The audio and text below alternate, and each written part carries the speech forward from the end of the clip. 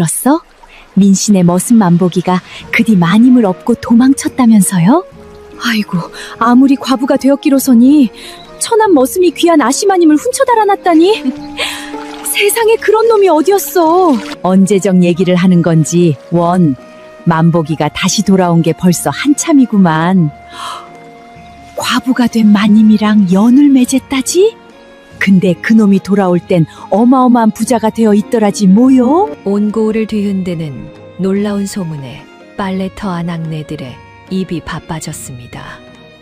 헛간 구석에서 볏짚 깔고 자던 천한 머슴이 어찌된 영문인지 덕주 나루에서 가장 큰 객주의 주인이 되어 돌아왔다는 것이었습니다. 더구나 머슴이 훔쳐 달아났다는 귀한 아시마님은 그의 아내가 되어 있었습니다. 고래등 같은 기와집의 광 안에는 금괴가 쌓여 있고 금비녀의 홍옥 놀이개에 비단 옷 차림으로 하인들을 부리고 있더라는 것이지요. 대체 머슴 만보기에게 무슨 일이 있었던 것일까요?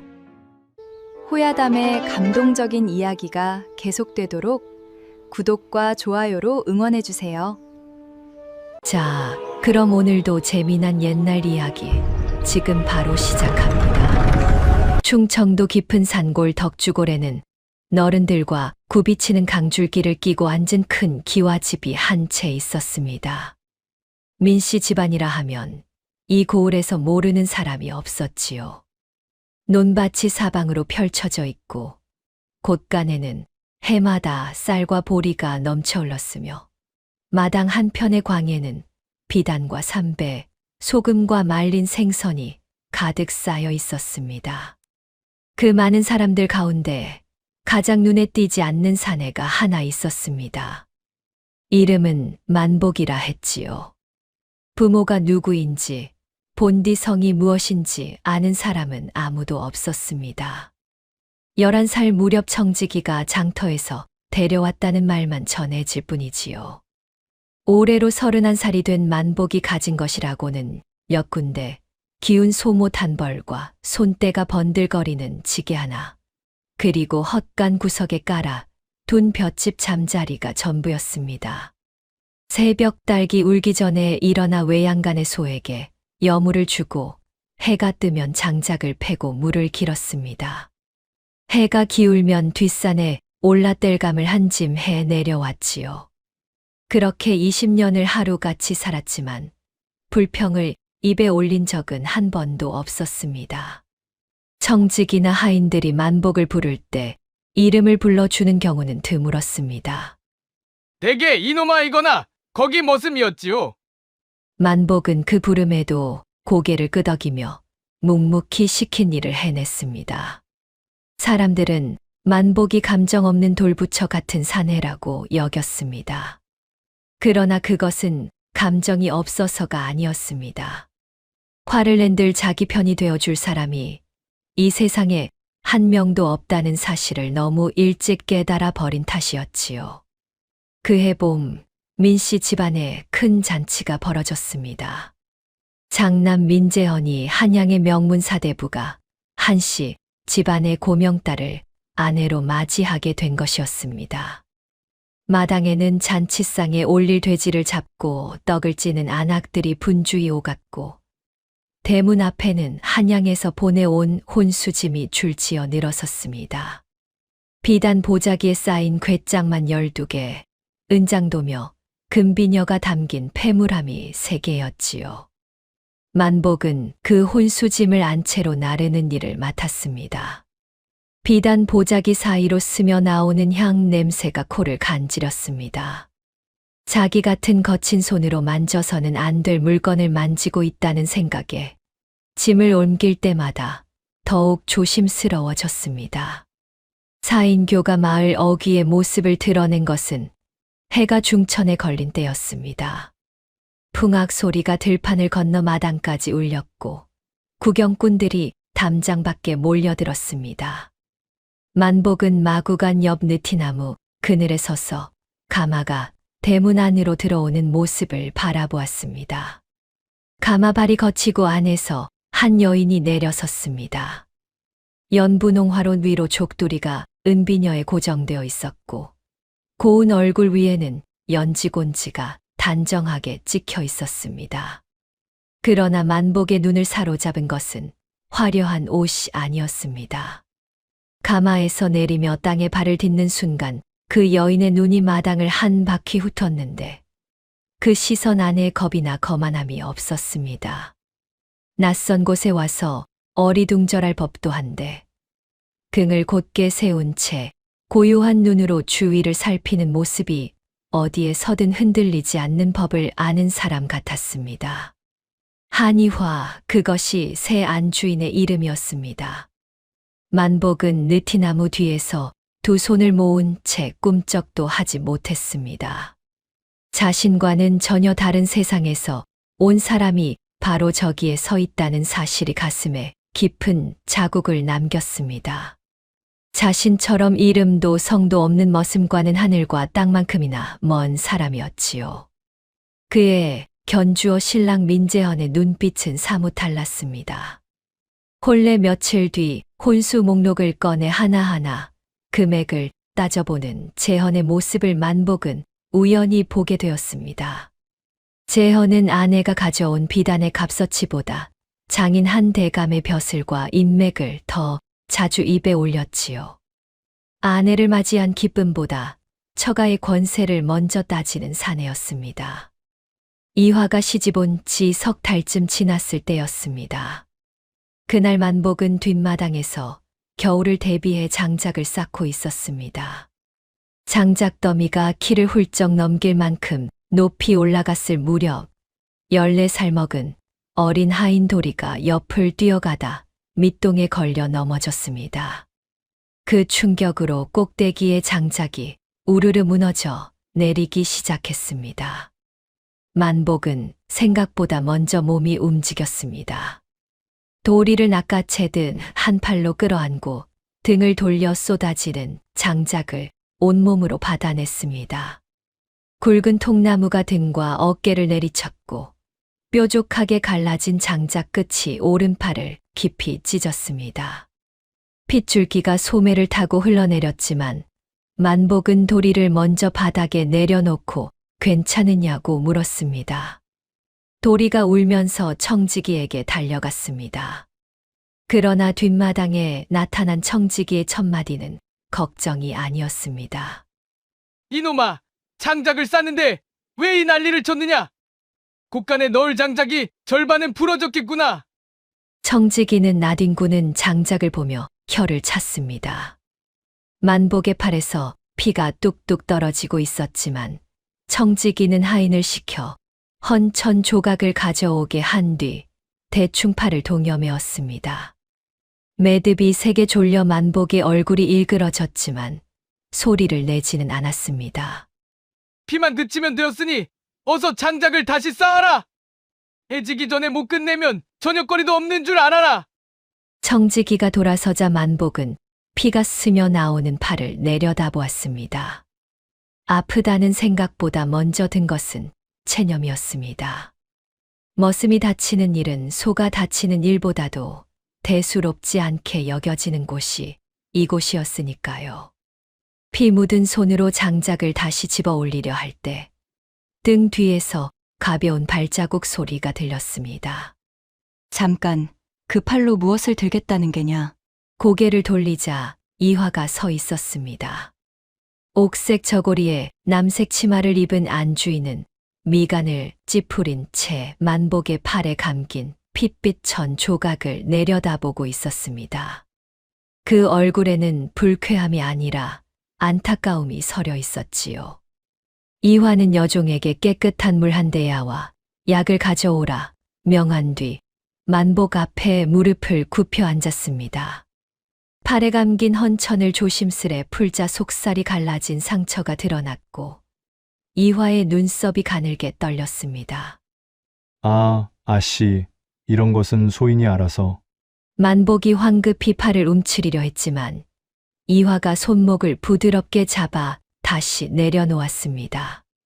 더러운 것은 상처가 아니라 다친 사람을 내버려 두는 마음이니라. 이화는 물로 상처를 씻어냈습니다. 피와 흙이 섞인 물이 대야 안에서 붉게 퍼졌습니다. 만복은 숨을 죽인 채 이화의 손끝을 바라보았습니다. 바느질이나 글씨를 쓰는데 익숙했을 곱고 흰 손가락이 자신의 피투성이 팔 위를 조심조심 움직이고 있었습니다. 만복은 물의 차가움보다 그 손길의 온기에 온몸이 굳어지는 것을 느꼈습니다. 약을 바르고 깨끗한 천으로 감아준 이화가 일어나 청지기를 불렀습니다. 허겁지겁 달려온 청지기 앞에서 이화는 낮고 또렷한 목소리로 말했습니다. 이 사람의 상처가 아물 때까지 무거운 짐은 시키지 마시오. 머슴이라 하여 살과 피가 돌로 된 것이 아니거늘 어찌 피 흘리는 사람을 다시 일터로 내모시오. 청지기는 안주인의 단호한 목소리에 눌려 허리를 깊이 숙이며 예 하고 물러났습니다. 이화는 더 이상 길게 말하지 않고 안채 쪽으로 걸어갔습니다. 만복은 그 자리에 주저앉아 한동안 움직이지 못했습니다. 약 냄새가 배어든 깨끗한 흰 천이 팔을 감싸고 있었습니다. 태어나서 처음이었습니다. 누군가가 자신의 상처를 들여다보고 아파할까봐 천을 조심스레 묶어주고 이를 쉬게 해준 것이 난생 처음이었습니다. 20년을 민씨 집안에서 살았지만 그런 대접을 해준 사람은 단 한 명도 없었지요. 만복은 팔에 감긴 천을 물끄러미 내려다보다가 고개를 떨구었습니다. 코끝이 시큰해지고 눈시울이 뜨거워졌지만 소리내어 울지는 않았습니다. 이 마음을 무엇이라 불러야 할지 만복 자신도 알 수 없었기 때문이었습니다. 그날 이후 이화는 만복에게 감히 곁에 다가설 수 있는 여인이 아니었습니다. 남녀 사이의 마음은 더더욱 아니었지요. 자신 같은 머슴에게도 사람의 도리를 다해 준 고귀한 아씨를 향한 깊은 존경이었습니다. 하늘의 달을 올려다보듯 닿을 수 없어도 가슴에 품고 싶은 빛 같은 것이었습니다. 만복은 그날부터 아침에 눈을 뜰 때마다 안채 쪽을 한번 바라보았습니다. 아씨가 오늘도 무탈하신지 그것만 확인되면 하루를 시작할 힘이 생겼습니다.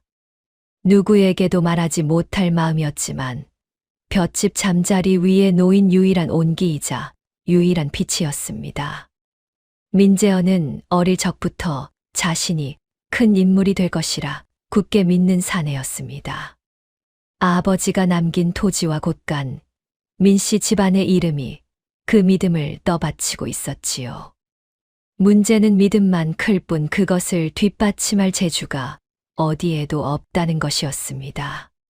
서당에서 10여 년을 글을 읽었으나 과거 시험에 3차례나 낙방했습니다. 답안을 받아본 시관이 글의 뼈대가 허술하다고 평한 적도 있었지요. 활을 당기면 관역 근처에도 가지 못했고 말을 타면 안장 위에서 허리가 흔들려 반디를 가기도 벅찼습니다. 그런데도 재현은 자신이 출세하지 못하는 까닭을 자기 안에서 찾는 법이 없었습니다. 시관이 편파적이었다. 집안에서 뒷바라지를 못했다. 탓할 곳은 언제나 바깥에 있었지요. 그런 재현이 이화와의 혼인에 큰 기대를 걸었던 것은 당연한 일이었습니다. 좌찬성을 지낸 장인 한도겸, 대감의 권세를 이용하면 관직 하나쯤은 손쉽게 얻을 수 있으리라 여겼지요. 혼인 뒤 재현은 한양으로 서찰을 올려 장인에게 청탁을 넣었습니다. 충청도 고을의 아전 자리라도 좋으니 자신을 천거해 달라는 내용이었습니다. 한대감은 처음에는 알아보겠다고 답했지만 그 방법이 뇌물을 주고 자리를 사는 것이나 다름없다는 사실을 알자 단호하게 거절했습니다. 벼슬은 사고 파는 물건이 아니니라. 실력을 갈고 닦아 정도로 나아가거라. 장인의 답서를 받아든 재현의 손이 부르르 떨렸습니다. 서찰을 구기며 방 안을 서성이던 재현의 얼굴이 시뻘겋게 달아올랐지요. 분노의 끝은 아내를 향했습니다. 그날 밤 안채에서 재헌의 거친 목소리가 새어 나왔습니다. 그대 아버지가 나를 사위로 맞아놓고 이리 모질게 구니 이것이 사대부가의 도리란 말이냐? 이화가 조용히 대답했습니다. 아버님께서 부당한 청탁을 거절하신 것은 서방님을 미워해서가 아니라 옳지 않은 길을 막으신 것이옵니다. 재헌의 눈이 사나워졌습니다. 밥상 위에 사기 그릇을 손으로 쓸어 바닥에 내동댕이 쳤습니다. 그릇이 깨지며 날카로운 소리가 방 안을 채웠지요. 재헌은 깨진 사기 사이로 이화의 치맛자락을 밟으며 내뱉었습니다. 내가 이 혼인에서 얻은 것이 무엇이냐? 쓸모없는 아내 하나뿐이 아니냐? 그 뒤로 재헌은 사람들 앞에서는 점잖은 얼굴을 쓰고 안채의 문이 닫히면 전혀 다른 사내가 되었습니다. 이화의 바느질을 비웃고 밥상이 마음에 들지 않으면 상을 엎었습니다. 이화는 겉으로는 부족함 없는 양반가의 며느리였지만 넓은 안채 한가운데 앉아 있으면서도 기댈 곳 없는 외로움에 조금씩 말라갔습니다. 만복은 그 일을 담장 너머에서 보았습니다. 어느 저녁 마구간에서 소에게 여물을 주고 있을 때 안채 쪽에서 그릇 깨지는 소리가 들렸습니다. 이어서 재헌의 굵은 고함이 터져 나왔고 잠시 뒤 이화가 마루 아래로 밀려 나오다시피 하는 모습이 어둠 속에 비쳤습니다. 이화는 흐트러진 옷매무새를 여미며 고개를 숙이고 있었지요. 만복의 손이 여물통 가장자리를 움켜쥐었습니다. 손가락이 하얗게 질릴 만큼 힘이 들어갔고 이가 맞물려 턱이 붉어졌습니다. 당장이라도 안채로 뛰어가 재헌을 막고 싶었지만 만복은 발을 떼지 못했습니다. 머슴인 자신이 안주인의 일에 끼어들면 어떤 소문이 퍼질지 뻔했습니다. 며느리와 젊은 머슴이 정을 통했다는 소문이 돌면 매를 맞는 사람은 만복이겠지만 더 깊은 상처를 입는 사람은 이화였지요. 만복은 자신이 죽는 것은 두렵지 않았습니다. 그러나 자신 때문에 이화의 명예에 흠이 가는 것만은 견딜 수가 없었습니다. 주먹을 쥔 손등에 핏줄이 도드라졌지만 발은 한 걸음도 움직이지 않았습니다. 재헌의 욕심은 장인의 거절 이후 더 위험한 쪽으로 흘렀습니다. 이화의 혼수와 폐물이 하나둘 사라지기 시작했습니다. 재헌은 이화가 없는 틈을 타 괴짝에서 비단피를 꺼내갔고 폐물함에서 은비녀와 금가락지를 빼돌렸지요. 이화는 괴짝이 비어가는 것을 알았지만 따지지 못했습니다. 따지면 주먹이 날아오는 밤이 돌아올 뿐이었으니까요. 빼돌린 것들은 덕주골 아전 배치중에게 흘러 들어갔습니다.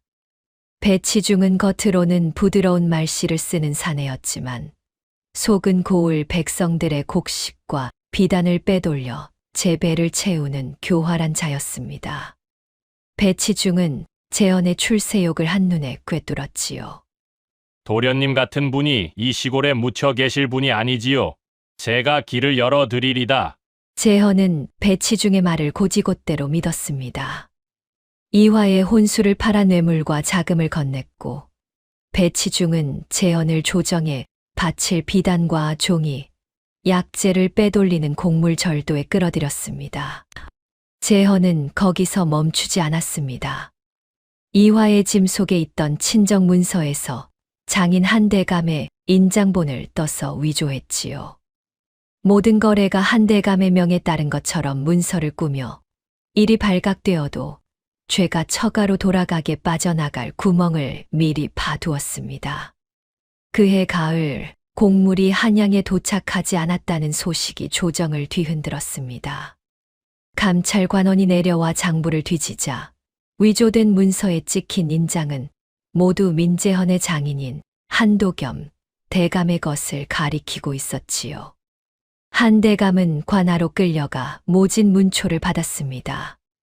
백발이 성성한 노인이 차가운 돌바닥에 무릎을 꿇고 결코 곡물에 손대지 않았다고 호소했지만 위조된 문서가 수십 장이나 쏟아지는 앞에서 그 말을 믿어주는 사람은 없었습니다.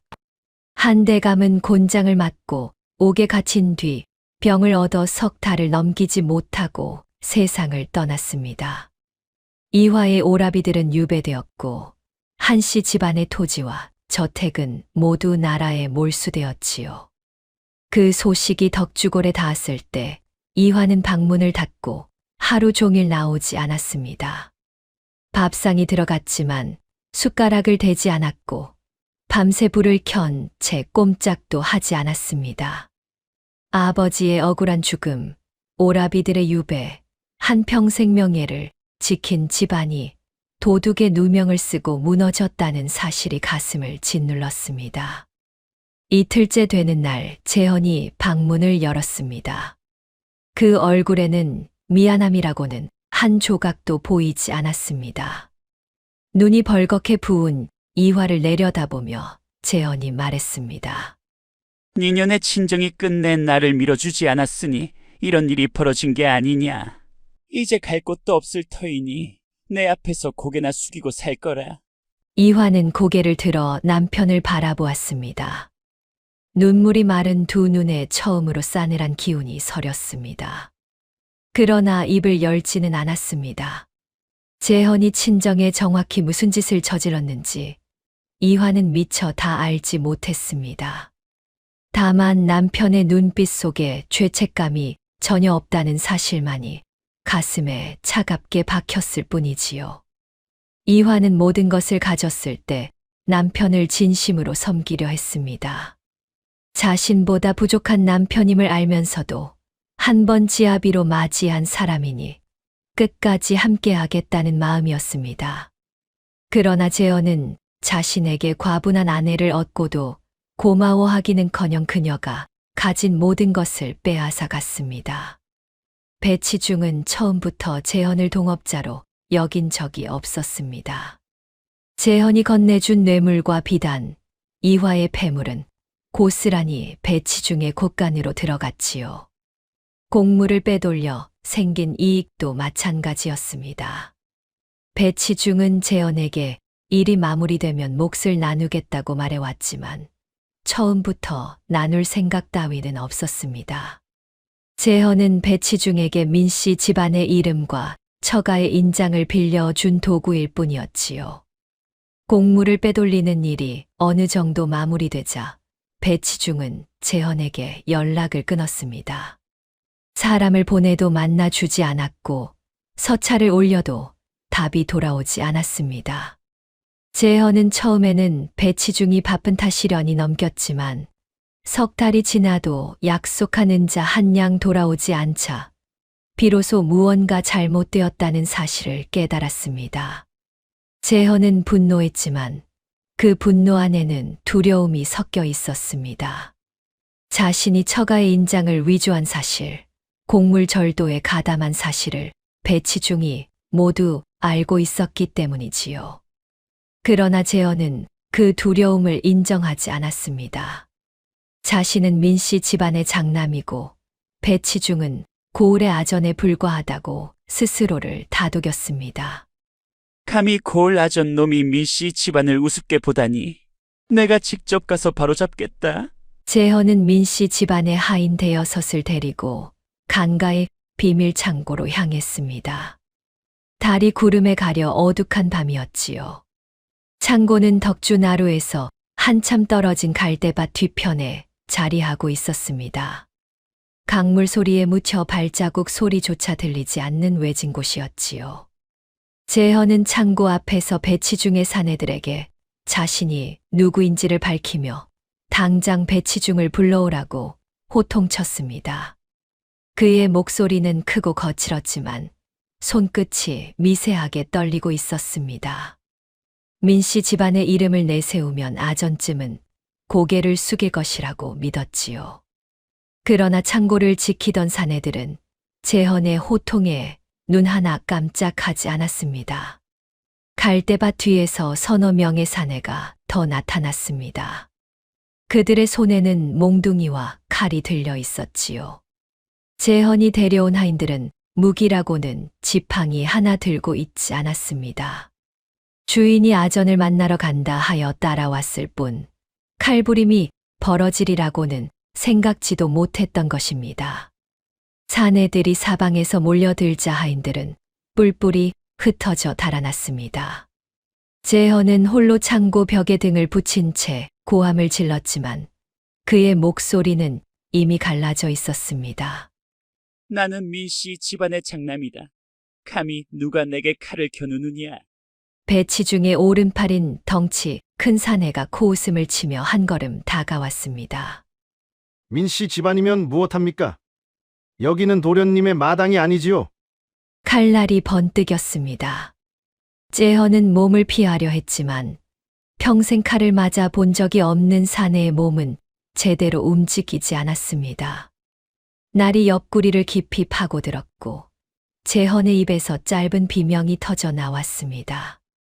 다리에 힘이 풀려 축 무너지는 제헌을 사내들이 내려다보았지만 더 이상 칼을 대지는 않았습니다. 다시 오면 다음에는 목이요.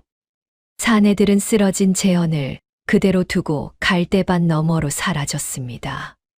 제헌은 옆구리를 움켜쥔 채 진을 위에서 신음했습니다. 손가락 사이로 검붉은 피가 쉴 새 없이 흘러내렸지요. 제헌은 간신히 기어서 길 위로 나왔고 달아났던 하인 하나가 돌아와 그를 부축해 민씨 집안으로 데려왔습니다. 대문 안으로 들어서는 제헌의 옷은 온통 피에 젖어 있었지요. 민씨 집안은 발칵 뒤집혔습니다. 송씨 부인은 의원을 급히 불렀지만 칼에 찔린 상처가 너무 깊었습니다. 의원은 고개를 가로저으며 손을 쓸 수 없다고 했지요. 송씨 부인은 아들의 상처가 칼에 의한 것이라는 사실을 집안 밖으로 알릴 수 없었습니다.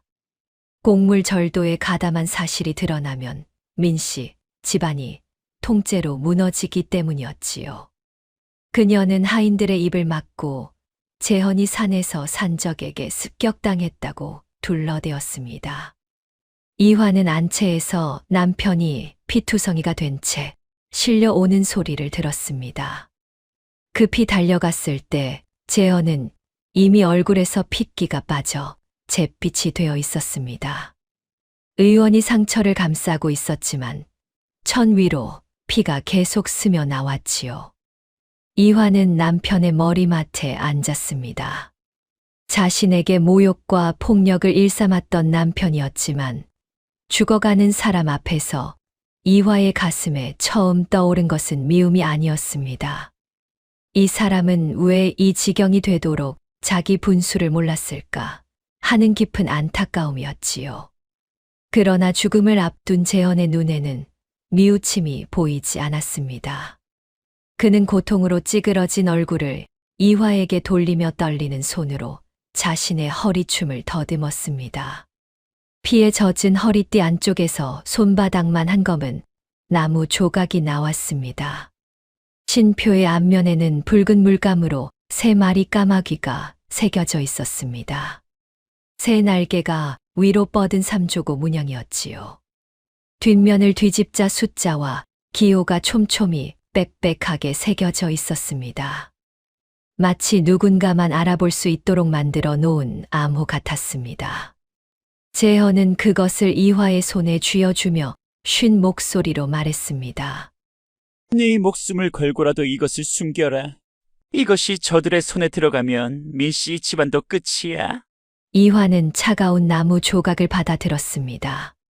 피가 묻어 미끄러운 표면 위로 붉은 삼조고가 흐릿하게 빛났지요. 이것이 무엇이옵니까? 대체 서방님께서 무슨 일에 손을 대신 것이옵니까? 이화의 물음에 제헌은 입을 달싹였지만 또렷한 말이 나오지 않았습니다. 눈동자가 흔들리며 초점이 풀려가고 있었지요. 제헌은 심표가 무엇을 뜻하는지, 그 기호가 무엇을 가리키는지 제대로 설명하지 못했습니다. 아니, 설명할 만큼 알지도 못했을 것입니다. 배치중에게서 받아 가지고 있었을 뿐 그 안에 담긴 비밀을 풀 능력은 제헌에게 없었으니까요. 재헌의 마지막 말도 이화를 향한 사과가 아니었습니다. 아직 끝난 게 아니야. 내 목만 되찾으면 한양의 높은 자리도 모두 다 내 것이거늘. 그 한마디가 재헌이라는 사내의 전부였습니다. 죽는 순간까지 이화에게 미안하다는 말 한마디 없었지요. 아내의 친정을 무너뜨린 것도, 아내의 혼수를 빼돌린 것도, 아내를 때리고 모욕한 것도 끝내 잘못이라고 인정하지 않았습니다. 마지막 숨을 몰아쉬는 그 순간에도 재헌이 이화에게 원한 것은 사죄를 받아줄 아내가 아니라 자신의 욕심을 채워줄 도구였습니다. 재헌의 손이 축 늘어졌습니다. 숨이 가늘어지다 멎었고 반쯤 뜬 눈이 더 이상 움직이지 않았습니다. 이화는 재헌의 손에서 떨어진 허리띠를 한참 동안 내려다보았습니다. 울음이 나오지 않았습니다. 남편을 잃은 슬픔이 밀려와야 할 자리에 텅 빈 허무함만이 가슴을 채웠지요. 이화가 진정 참담하게 느낀 것은 남편의 죽음 자체가 아니었습니다. 자신의 아버지를 죽음으로 내몬 장본인이 한 번도 뉘우치지 않은 채 눈을 감았다는 사실이었습니다. 이화는 검은 쉼표를 쥔 손을 가만히 내려다보았습니다. 나무 표면에 묻은 재헌의 피가 이화의 손가락 마디 사이로 번져 있었지요. 이 작은 나무 조각이 무엇을 뜻하는지 이화는 아직 알지 못했습니다.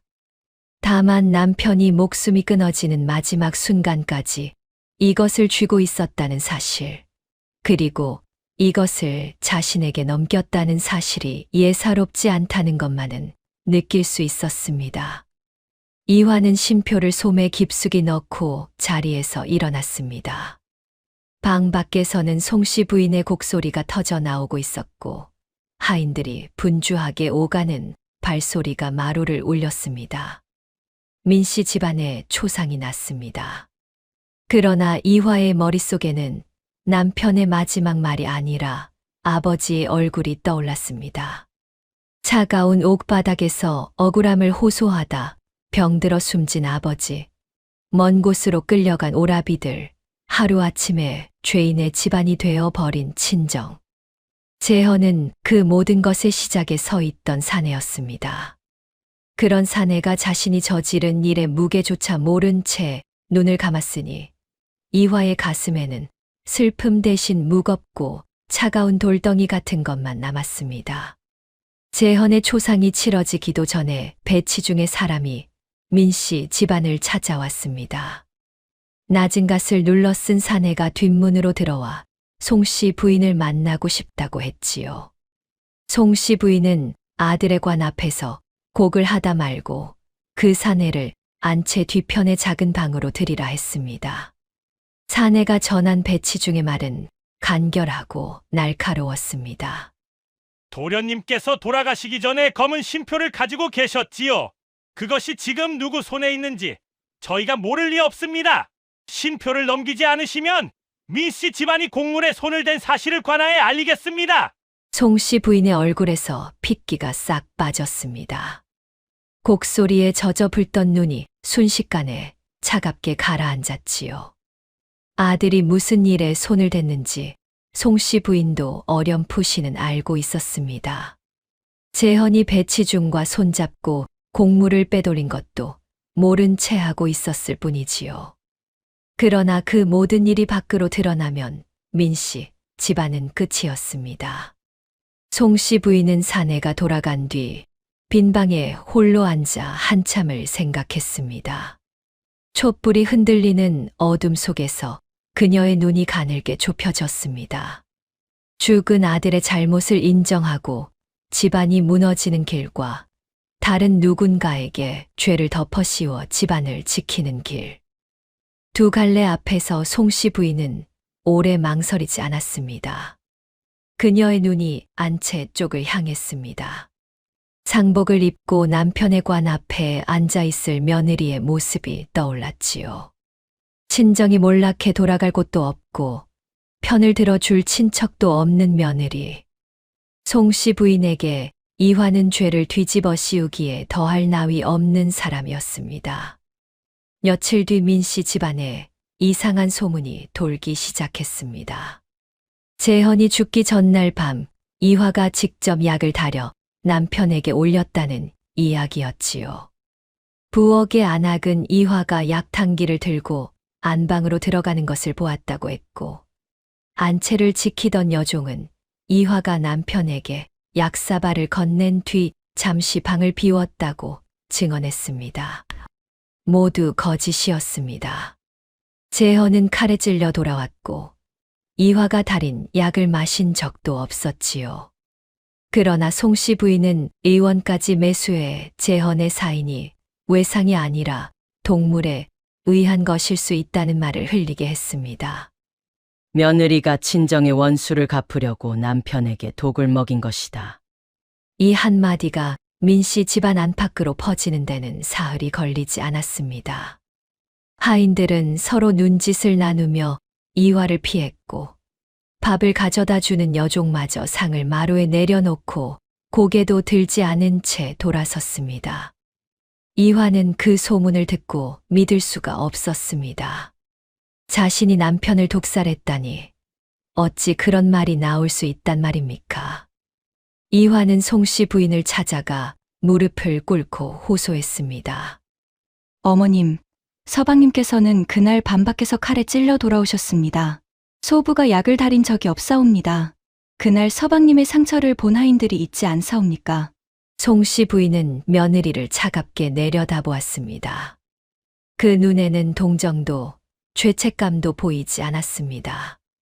아들을 잃은 어미의 슬픔 뒤에 숨은 것은 집안을 지키겠다는 차가운 계산이었지요.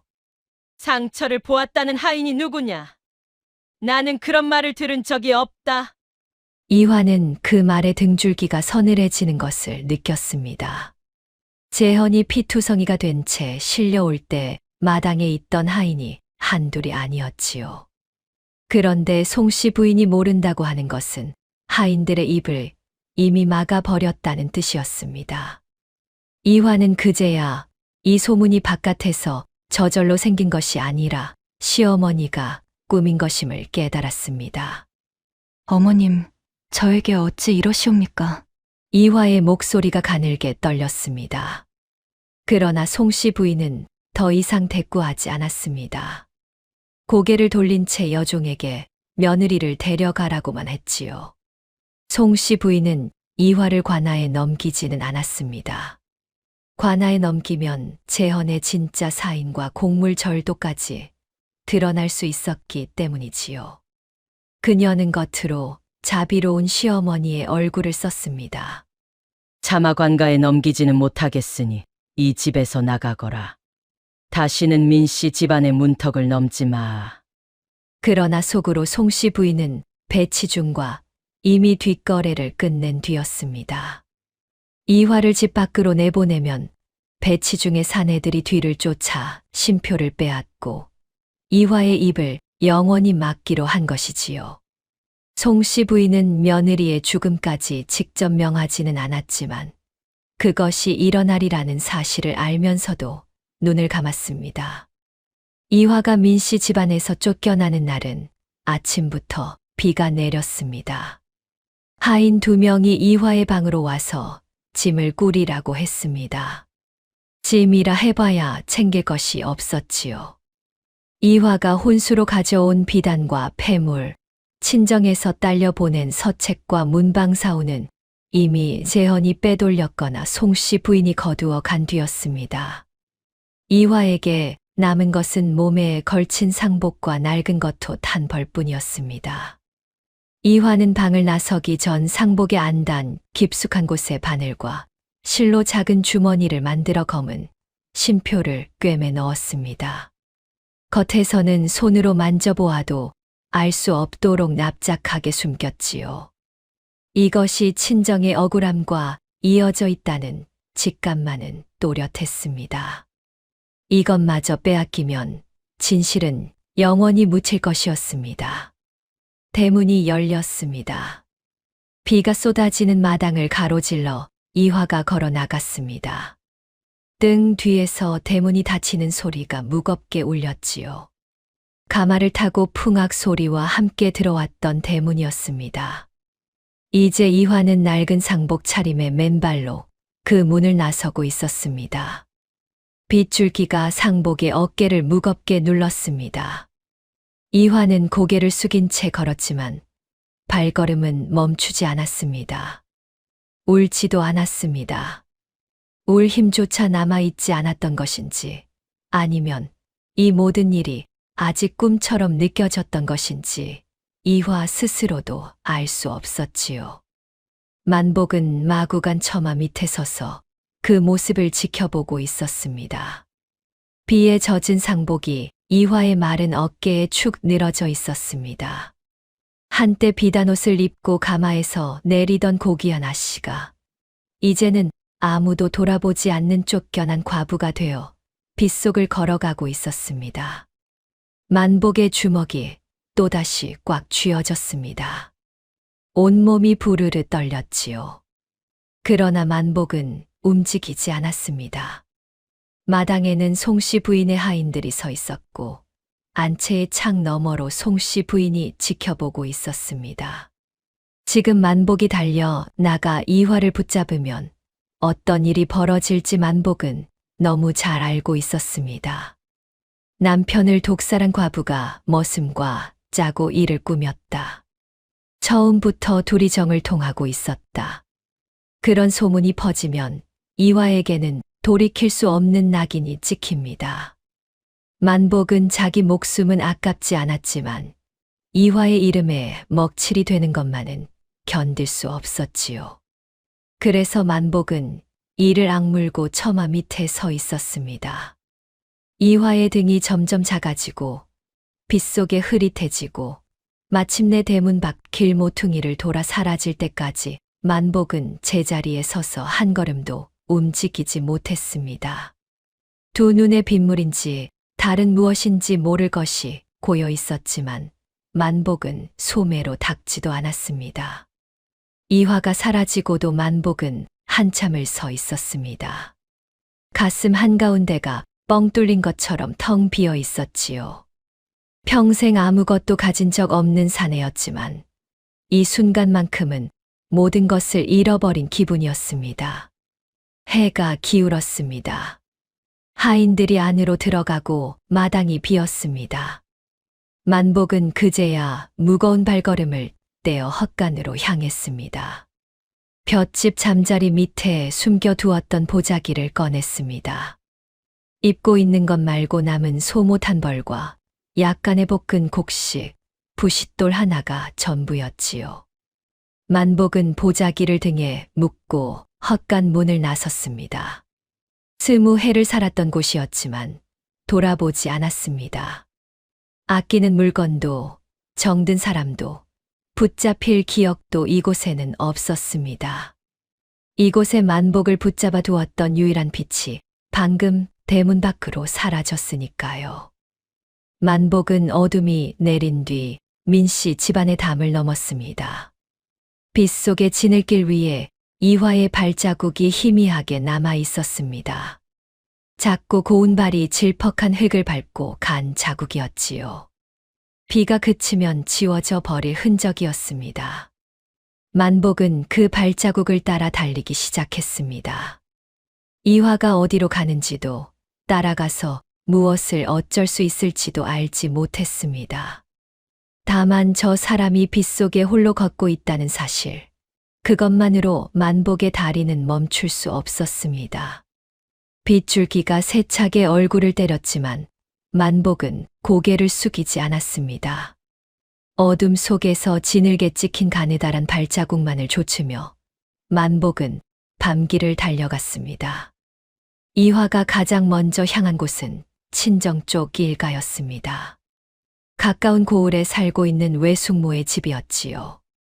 어린 시절 설날마다 세배를 드리러 갔던 곳이었고 외숙모는 이화를 볼 때마다 우리 이화가 제일 예쁘다며 귀밑머리를 쓸어주던 분이었습니다. 그러나 대문 앞에 선 이화를 본 하인은 안으로 들어가더니 한참이 지나도 돌아오지 않았습니다. 이윽고 하인이 나와 고개를 숙인 채 말했습니다. 마님께서 편찮으시다 하셨습니다. 문이 닫혔습니다. 외숙모가 편찮은 것이 아니라는 사실쯤은 이화도 알고 있었습니다. 한씨 집안이 죄인으로 몰린 뒤 한씨와 연이 있는 사람들은 모두 화가 튈까봐 두려워하고 있었지요. 다른 친척도 찾아보았지만 결과는 같았습니다. 한양의 친정은 관아에 봉해져 있었고 이화가 돌아갈 수 있는 곳은 이 세상 어디에도 없었습니다. 해가 기울고 빗줄기는 더 거세졌습니다. 이화는 인적이 드문 산길로 접어들었습니다. 어디로 가야 할지 알 수 없었지만 걸음을 멈추면 그 자리에 주저앉아 다시는 일어나지 못할 것 같았지요. 비단 가마를 타고 시집 오던 아씨가 이제는 비 맞는 산길을 혼자 걷는 쫓겨난 과부가 되었습니다. 배치중의 사내들은 민씨 집안 대문 밖에서부터 이화를 따르고 있었습니다. 사내는 셋이었지요. 이화가 산길로 접어들자 사내들의 걸음이 빨라졌습니다. 고개 중턱의 소나무 아래에서 사내 하나가 이화의 앞을 막아섰습니다. 나머지 둘이 양옆에서 길을 에워쌌지요. 한씨 댁마님, 가지고 계신 물건을 내어주시지요. 순순히 주시면 해코지하지 않겠습니다. 이화는 걸음을 멈추고 사내들을 바라보았습니다. 가슴이 세차게 뛰었지만 얼굴에는 드러내지 않으려 애썼지요. 무슨 물건을 말하는 것이냐? 보다시피 나는 가진 것이 아무것도 없다. 사내들은 이화의 말을 듣지 않았습니다. 한 사내가 이화의 보따리를 낚아채 바닥에 쏟아부었지요. 보따리 안에는 헐어빠진 겉옷과 곡식 몇 줌밖에 없었습니다. 다른 사내가 이화에게 다가와 소매와 치마 사이를 더듬기 시작했습니다. 이화는 몸을 움츠리며 뒤로 물러섰지만 등 뒤에 세 번째 사내가 서 있었지요. 사내들은 이화의 옷을 뒤졌지만 쉼표를 찾지 못했습니다. 상복 안단 깊숙이 꿰매 넣은 쉼표는 겉에서 만져서는 알 수 없었지요. 사내들의 얼굴이 험악해졌습니다. 순순히 내놓지 않으면 다른 방법을 쓸 수밖에 없소. 덩치가 가장 큰 사내가 이화의 팔을 거칠게 잡아 끌었습니다. 고갯길 아래로는 깊은 골짜기가 내려다 보였고 빗물이 불어난 개울이 바위 사이로 세차게 흘러가고 있었지요. 사내의 뜻은 분명했습니다. 쉼표를 내놓지 않으면 그 물속에 던져버리겠다는 것이었습니다. 이화의 다리가 떨렸습니다. 그러나 쉼표를 내주면 모든 것이 끝이었습니다. 아버지의 억울한 죽음을 밝힐 증거도, 오라비들의 누명을 벗길 실마리도 영원히 사라지는 것이지요. 이화는 이를 악물고 입을 다물었습니다. 사내가 허리에서 칼을 뽑았습니다. 빗물에 젖은 칼날이 흐린 하늘빛을 받아 번뜩였지요. 칼끝이 이화의 턱 아래로 들이밀렸습니다.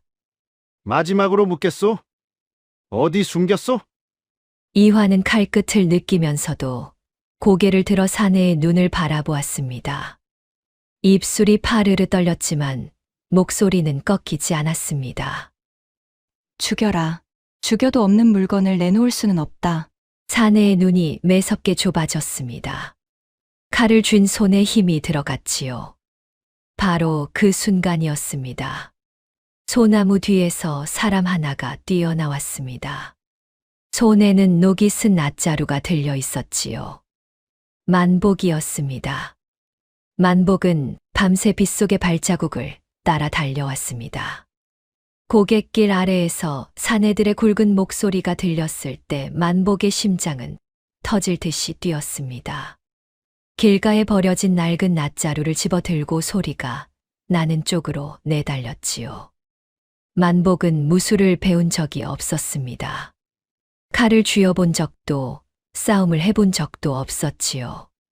그러나 20년 넘게 장작을 패고 지게를 지며 단련된 어깨와 팔뚝은 보통 사내 둘의 힘을 합친 것 못지않았습니다. 만복은 이화에게 칼을 들이밀고 있던 사내의 옆구리를 낫자루로 힘껏 내리쳤습니다. 둔탁한 소리와 함께 사내가 비틀거리며 칼을 놓쳤지요. 나머지 두 사내가 몽둥이를 들고 만복에게 달려들었습니다. 첫 번째 몽둥이가 만복의 등짝을 때렸습니다. 등뼈가 울릴 만큼 아팠지만 만복은 넘어지지 않았습니다. 이를 악물고 몸을 돌려 낫자루를 휘둘렀지요. 두 번째 사내의 어깨를 맞췄지만 세 번째 사내의 칼이 만복의 왼팔을 스쳐 지나갔습니다. 살이 갈라지며 선명한 핏줄기가 소매를 타고 흘러내렸습니다. 만복은 비틀거렸지만 물러서지 않았습니다. 오히려 이화의 앞에 떡 버티고 서서 두 팔을 벌렸지요. 피가 뚝뚝 떨어지는 왼팔도 내리지 않았습니다. 아씨께 손대려거든 나부터 죽여라. 만복의 외침이 빗소리를 뚫고 고갯길에 울려 퍼졌습니다. 그 목소리에는 무술로 단련된 위험 같은 것은 없었지요. 거칠고 투박했지만 한치의 흔들림도 없는 목숨을 내놓은 사내의 목소리였습니다. 사내들은 잠시 주춤했습니다. 칼에 베이고 몽둥이에 맞으면서도 물러서지 않는 만복의 눈이 예사롭지 않았기 때문이지요. 만복은 그 틈을 놓치지 않았습니다. 낫자루를 앞으로 내밀며 한 발짝씩 사내들을 고갯길 아래로 몰아갔습니다. 이화를 등 뒤에 두고 한 걸음도 양보하지 않았지요. 마침내 사내들이 몸을 돌려 비탈 아래로 내려갔습니다. 덩치 큰 사내가 돌아보며 내뱉었지요. 다음에는 그리 쉽게 끝나지 않을 것이오. 사내들의 모습이 빗속으로 사라지고 나서야 만복의 다리에서 힘이 빠졌습니다. 낫자루를 짚고 버티던 무릎이 꺾이며 진을 위해 주저앉았지요. 등에서도 팔에서도 피가 흘렀고 숨을 들이쉴 때마다 옆구리가 칼로 찌르듯 아팠습니다. 그때 이화가 앞으로 비틀거리며 다가왔습니다. 이화의 얼굴은 창백했고 입술에는 핏기가 없었지요. 칼끝 앞에서 버티던 긴장이 한꺼번에 풀리면서 두 다리가 휘청거렸습니다. 내가 어찌 여기에. 이화는 그 말을 끝맺지 못하고 눈을 감았습니다. 몸이 앞으로 쓰러지려는 순간 만복이 무릎을 일으켜 이화를 받아 안았습니다. 피 묻은 팔로 이화를 안은 만복의 몸 전체가 부르르 떨렸지만 놓지 않았습니다. 만복은 정신을 잃은 이화를 등에 업었습니다. 칼에 베인 왼팔이 불에 지지는 것처럼 아팠지만 이를 악물고 일어섰지요. 이화의 몸은 가벼웠습니다. 비에 젖은 상복 아래로 전해지는 체온이 미약하게 느껴졌습니다. 만복은 산길을 올랐습니다. 추격자들이 돌아올 수 있었기에 길에서 멀리 벗어나야 했지요. 비와 어둠 속을 헤매며 산등성이를 넘었습니다. 등에 업힌 이화의 고른 숨소리만이 만복이 걸을 수 있는 힘이 되어 주었습니다. 얼마를 걸었을까? 산비탈에 반쯤 허물어진 움막 하나가 보였습니다. 오래전 화전민이 버리고 간 것이었지요. 지붕은 군데군데 뚫려 있었지만 비바람을 조금이라도 피할 수 있는 곳이었습니다. 만복은 움막 안쪽에 마른 풀을 모아 자리를 깔고 이화를 조심스레 내려놓았습니다.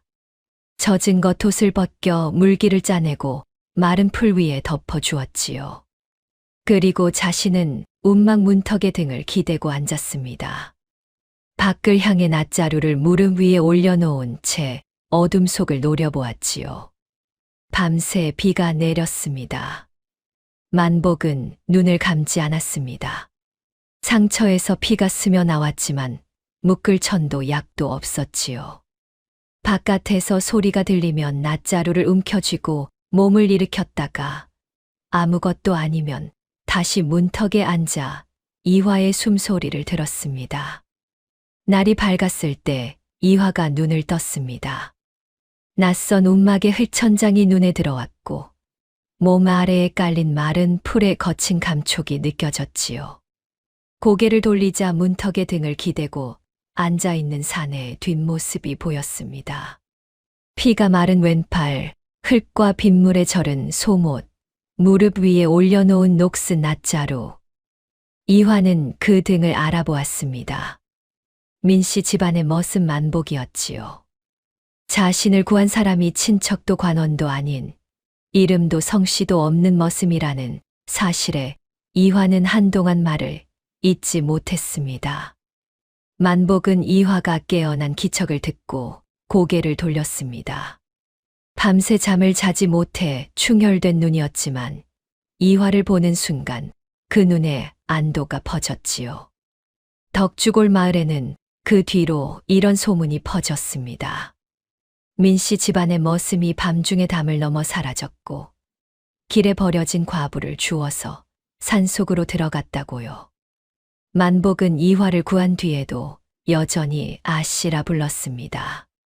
움막 안에서 이화가 눈을 뜨자 만복은 문턱에서 일어나 한 걸음 물러서며 고개를 숙였지요. 아씨, 괜찮으시옵니까? 밤새 열이 있으셔서 걱정이 많았사옵니다. 이화는 만복의 충혈된 눈과 왼팔에 말라붙은 핏자국을 보았습니다. 자기를 등에 업고 밤새 산길을 걸었을 사내가 문 밖에서 잠도 자지 않고 지키고 있었다는 사실을 깨닫자 이화의 가슴 한편이 묵직하게 눌렸습니다. 나는 이제 어느 집안의 아씨도 아니다. 쫓겨난 과부일 뿐이니 그 호칭은 거두어라. 이화가 낮은 목소리로 말했지만 만복은 고개를 저었습니다. 집에서 내쫓겼다 하여 아씨가 천한 사람이 되시는 것은 아니옵니다. 소인에게는 여전히 아씨이시옵니다. 이화는 그 말에 무어라 대꾸하지 못했습니다. 모든 것을 잃고 세상에 홀로 내던져진 뒤 처음으로 누군가에게 사람 대접을 받는 순간이었기 때문이지요. 움막에서의 생활은 이화에게 전혀 다른 세상이었습니다. 한양의 큰 집에서 태어나 비단 이불을 덮고 자란 아씨였지요. 밥은 부엌에 안악이 지어 올렸고 물은 여종이 길어다 주었으며 불도 하인이 피워 주었습니다. 이화가 직접 해본 것이라고는 바느질과 글 읽기뿐이었습니다. 첫날 아침 만복이 움막 밖에 돌을 모아 붓두막을 만들고 보리쌀을 내밀었을 때 이화는 보리쌀을 손에 든 채 한참을 서 있었습니다. 물을 얼마나 넣어야 하는지, 불은 어떻게 피우는지 알지 못했지요. 만복은 웃지 않았습니다. 비웃는 기색도 없이 이화의 곁에 무릎을 꿇고 앉아 천천히 보여주었습니다. 마른 잎을 먼저 놓고 잔가지를 세우고 부싯돌을 비스듬히 치는 법을 알려주었지요. 보리죽이 끓을 때까지 곁을 지키되 대신 해주지는 않았습니다. 이화가 직접 할 수 있을 때까지 기다려 주었지요. 다음 날은 물 깃는 법, 그 다음 날은 산나물과 독초를 구별하는 법을 가르쳐 주었습니다. 이화는 처음에는 손이 거칠어지는 것이 낯설었지만 자기 손으로 피운 불에서 죽이 끓어오르는 것을 보았을 때 입가에 작은 미소가 떠올랐습니다. 사흘째 되는 날이었습니다. 만복이 장작을 패다 소매가 거치면서 고갯길에서 베인 왼팔의 상처가 드러났습니다. 아물지 않은 상처 둘레가 벌겋게 부어 있었고 고름이 잡히기 시작한 것이었지요. 내 팔을 보여라. 만복은 황급히 소매를 내리며 괜찮다고 했지만 이화는 단호하게 팔을 내밀라고 했습니다. 개울에서 깨끗한 물을 길어 상처를 씻고 산에서 캔 약초를 돌에 빻아 즙을 내어 발랐지요. 곱고 흰 손이 만복의 거친 팔 위를 움직이는 모습을 만복은 숨을 죽이고 바라보았습니다. 민씨 집안의 뒷마당에서 장작더미에 깔려 다쳤을 때 이화가 자기 앞에 무릎 꿇고 상처를 감싸 주었던 바로 그 손이었지요. 모든 것이 달라졌는데 이 손길만은 변하지 않았다는 사실이 만복의 목을 조여왔습니다. 이화도 같은 것을 느꼈는지 한참 동안 상처를 감싸는 데만 집중하다가 조용히 물었습니다. 내가 그날 밤 뒤를 쫓은 것은 예전에 내가 내 상처를 돌봐준 것 때문이더냐? 그 은혜를 갚으려 한 것이냐? 만복은 한동안 대답하지 못했습니다. 입을 열었다 닫기를 서너 번 반복하다가 고개를 숙인 채 말했습니다. 처음에는 그러하였사옵니다. 그날 아씨께서 소인의 상처를 돌봐주시지 않으셨다면 소인은 아씨를 알지 못했을 것이옵니다. 만복은 거기서 멈추었다가 다시 입을 열었습니다. 하오나 고갯길에서 아씨께서 칼 앞에 서 계신 것을 보았을 때 소인의 다리가 먼저 움직였사옵니다. 은혜를 갚아야겠다는 생각이 아니었사옵니다. 아씨가 다시 짓밟히시는 것을 두 눈으로 보면서 가만히 있을 수가 없었사옵니다. 만복의 목소리가 가늘게 떨렸지만 눈은 피하지 않았습니다. 이화는 만복의 얼굴을 한참 바라보았지요. 그 투박하고 수줍은 눈 속에 거짓이 없다는 것을 이화는 알 수 있었습니다. 두 사람은 배치중의 추격을 피해 한 곳에 머물지 못했습니다. 이틀을 움막에서 지내고 산속의 외딴 주막으로 옮겼다가 다시 폐가로, 다시 다른 산골로 발길을 옮겼지요. 만복이 먹을 것을 구하고 길을 찾으며 앞서 걸었고 이화는 그 뒤를 따르며 조금씩 산길에 익숙해져 갔습니다. 먹을 것이 부족한 날이 많았습니다. 보리쌀이 떨어지면 산나물과 도토리로 연명했지요. 어느 날 만복이 죽 한 사발을 끓여 이화 앞에 내밀고는 자신은 먹지 않았습니다. 소인은 배가 고프지 않사옵니다. 이른 아침에 도토리를 주워 먹었사옵니다. 이화는 만복의 얼굴을 가만히 들여다보았습니다. 광대뼈가 더 도드라져 있었고 볼이 움푹 꺼져 있었지요. 거짓말이라는 것을 한눈에 알 수 있었습니다. 이화는 아무 말 없이 죽 사발을 가운데 놓고 나뭇가지로 정확히 반을 긋었습니다. 반은 내 몫이다. 앞으로 다시는 그런 거짓말을 하지 마라. 만복은 이화의 단호한 눈을 보고 더 이상 사양하지 못했습니다. 두 사람은 나란히 앉아 죽반 사발씩을 나누어 먹었지요.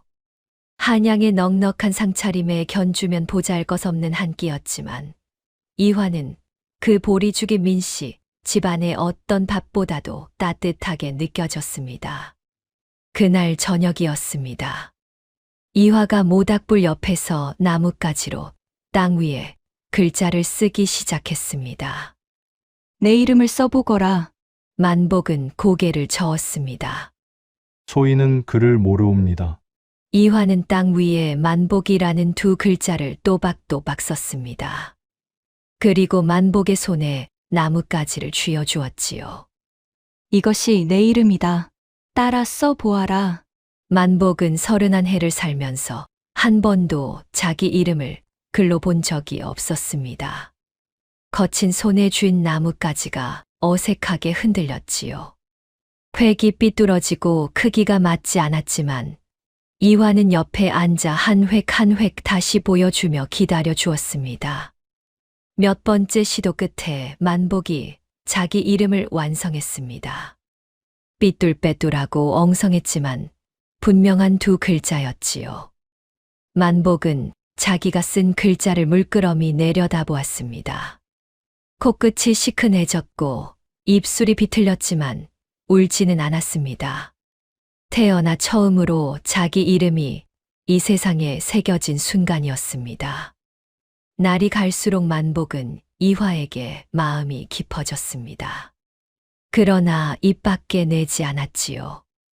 이화가 잠든 뒤 불빛에 비친 이화의 얼굴을 바라보면 가슴이 벅차올랐지만 그때마다 고개를 돌렸습니다. 자신 같은 머슴이 감히 마음을 품는 것 자체가 죄스럽다고 생각했기 때문이지요. 이화는 만복의 그 마음을 모르지 않았습니다. 먹을 것이 생기면 언제나 자기에게 먼저 내밀고 잘 자리가 있으면 안쪽을 내어주는 사내의 마음을 알아채지 못할 리 없었지요.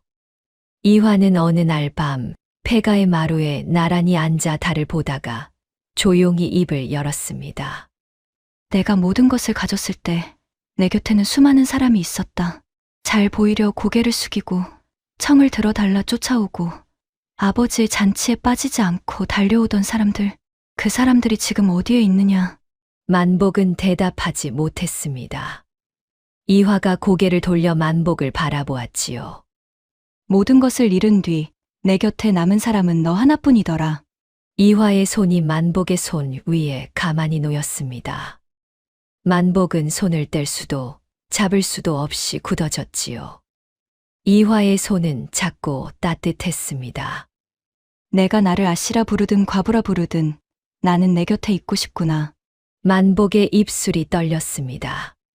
감히 바라지 못했던 말이 이화의 입에서 나오자 가슴 속에 꽁꽁 묶어 두었던 것이 한꺼번에 풀리는 것 같았지요. 만복은 한참 동안 고개를 떨구고 있다가 이화의 손을 조심스레 감싸 쥐었습니다. 며칠 뒤 두 사람은 산골의 작은 산신당을 지나게 되었습니다. 풍우에 낡아 기둥이 기울어진 작은 당집이었지요. 정식 혼례를 올릴 형편도 예단을 갖출 여유도 없었지만 이화가 먼저 말했습니다. 여기서 하자. 산신께 맹세하면 그것이 혼례다. 만복은 이화를 올려다보았습니다. 이화의 눈에는 흔들림이 없었지요. 두 사람은 산신당 앞에 나란히 무릎을 꿇었습니다. 비단 대신 산에서 꺾은 들꽃 한 줌을 당집 앞에 놓고 술잔 대신 나무잎에 담은 개울물을 올렸습니다. 만복이 먼저 입을 열었지요. 소인은 아씨마님을 끝까지 저버리지 않겠사옵니다. 이화가 만복의 눈을 바라보며 대답했습니다. 우리는 이제 부부의 연을 맺은 사이입니다. 부부 사이에 소인이 어디 있고 아씨가 어디 있겠습니까? 저에게 당신은 이제 머슴이 아니라 지아비이니 말을 놓으십시오. 만복은 당황해서 얼굴이 벌겋게 달아올랐습니다.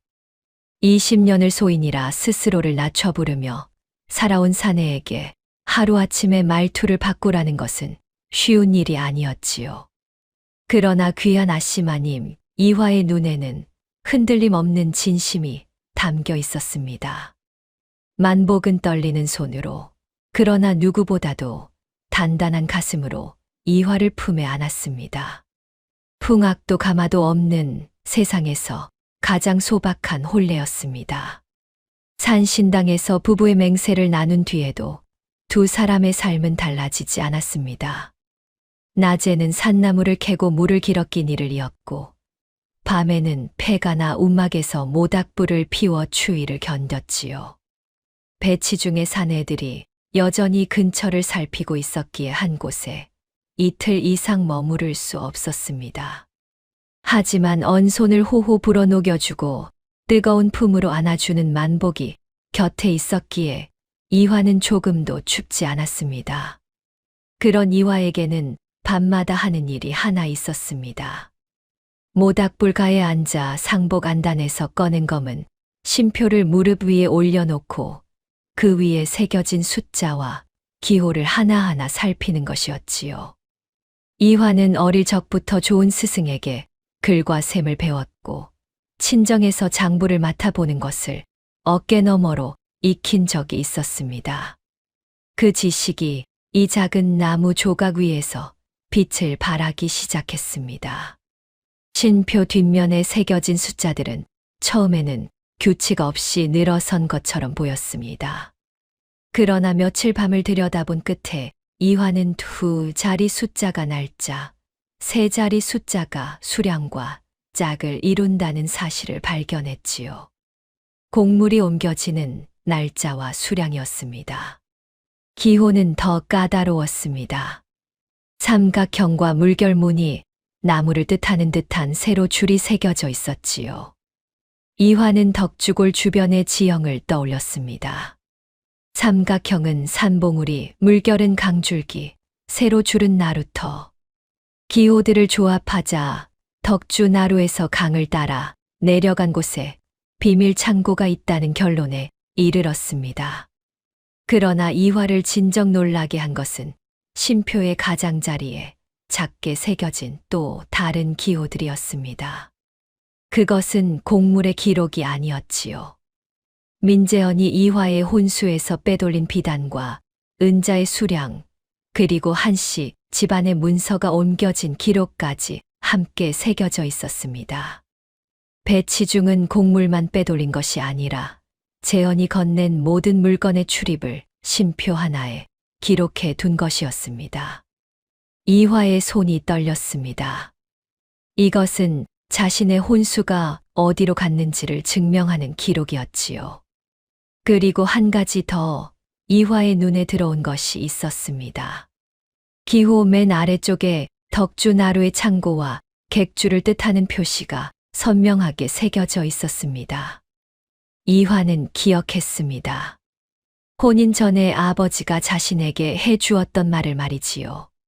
한대감은 외동딸에게 덕주 나루의 대형 창고와 객주 운영권을 물려줄 생각이었습니다. 그 운영권을 증명하는 원본 문서를 따로 마련해 두었다는 말까지 들은 적이 있었지요. 그러나 혼인 뒤 재현이 장인의 인장을 위조해 객주를 자기 이름으로 넘기려 했고 그 거래가 끝나기 전에 모든 일이 터진 것이었습니다. 원본 문서가 아직 비밀 창고에 있다면 이화가 덕주 나루 창고와 객주의 정당한 주인이라는 사실을 증명할 수 있었습니다. 이화는 모닥불 앞에서 쉼표를 가슴에 꼭 쥐었습니다. 손가락에 힘이 들어가 마디가 하얗게 변했지요. 이것은 단순히 잃어버린 재산을 되찾는 일이 아니었습니다. 아버지의 억울한 죽음, 오라비들의 유배, 한씨 집안에 씌워진 누명. 그 모든 것의 진실이 이 쉼표가 가리키는 곳에 있었습니다. 반드시 찾아내겠습니다. 이화의 입에서 나지막한 말이 새어 나왔습니다. 불빛에 비친 이화의 눈이 단단하게 빛났지요. 만복은 이화가 밤마다 쉼표를 살피는 모습을 곁에서 지켜보았습니다. 글과 샘의 어두운 만복은 이화가 풀어낸 기호의 뜻을 온전히 이해하지는 못했지만 이화의 표정이 날이 갈수록 진지해지는 것을 보며 이것이 보통 일이 아니라는 사실은 느끼고 있었지요. 이화가 비밀 창고의 위치를 알아냈다고 말했을 때 만복의 얼굴이 굳었습니다. 제가 혼자 가서 먼저 살피겠습니다. 아씨는 안전한 곳에서 기다리십시오. 이화는 고개를 저었습니다. 이것은 제 친정의 일이고 제 아버지의 억울함입니다. 서방님이 대신할 수 있는 것이 아닙니다. 만복은 다시 한번 청했지만 이화의 눈에는 물러설 기색이 없었습니다. 그곳에는 글을 읽고 문서를 가려낼 수 있는 사람이 가야 합니다. 서방님이 아무리 창고를 뒤져도 어느 것이 곡물이고 어느 것이 제 혼수인지 구별할 수 없지 않겠습니까? 만복은 그 말에 대꾸하지 못했습니다. 이화의 말이 옳았기 때문이지요. 그를 모르는 만복이 혼자 창고에 들어가 봐야 장부와 문서를 구별해 낼 수 없었습니다. 만복은 한참을 망설이다 고개를 숙였습니다. 그러하다면 제가 아씨 곁을 한 발짝도 떠나지 않겠습니다. 두 사람은 장돌뱅이 부부로 위장하고 덕주 나루로 내려갔습니다.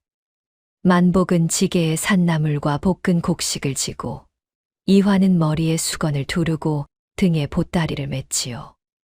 양반가의 아씨였던 이화의 걸음걸이와 말투가 장돌뱅이의 아내와는 달랐지만 산속에서 보낸 날들이 이화의 몸짓을 많이 바꿔 놓은 뒤였습니다.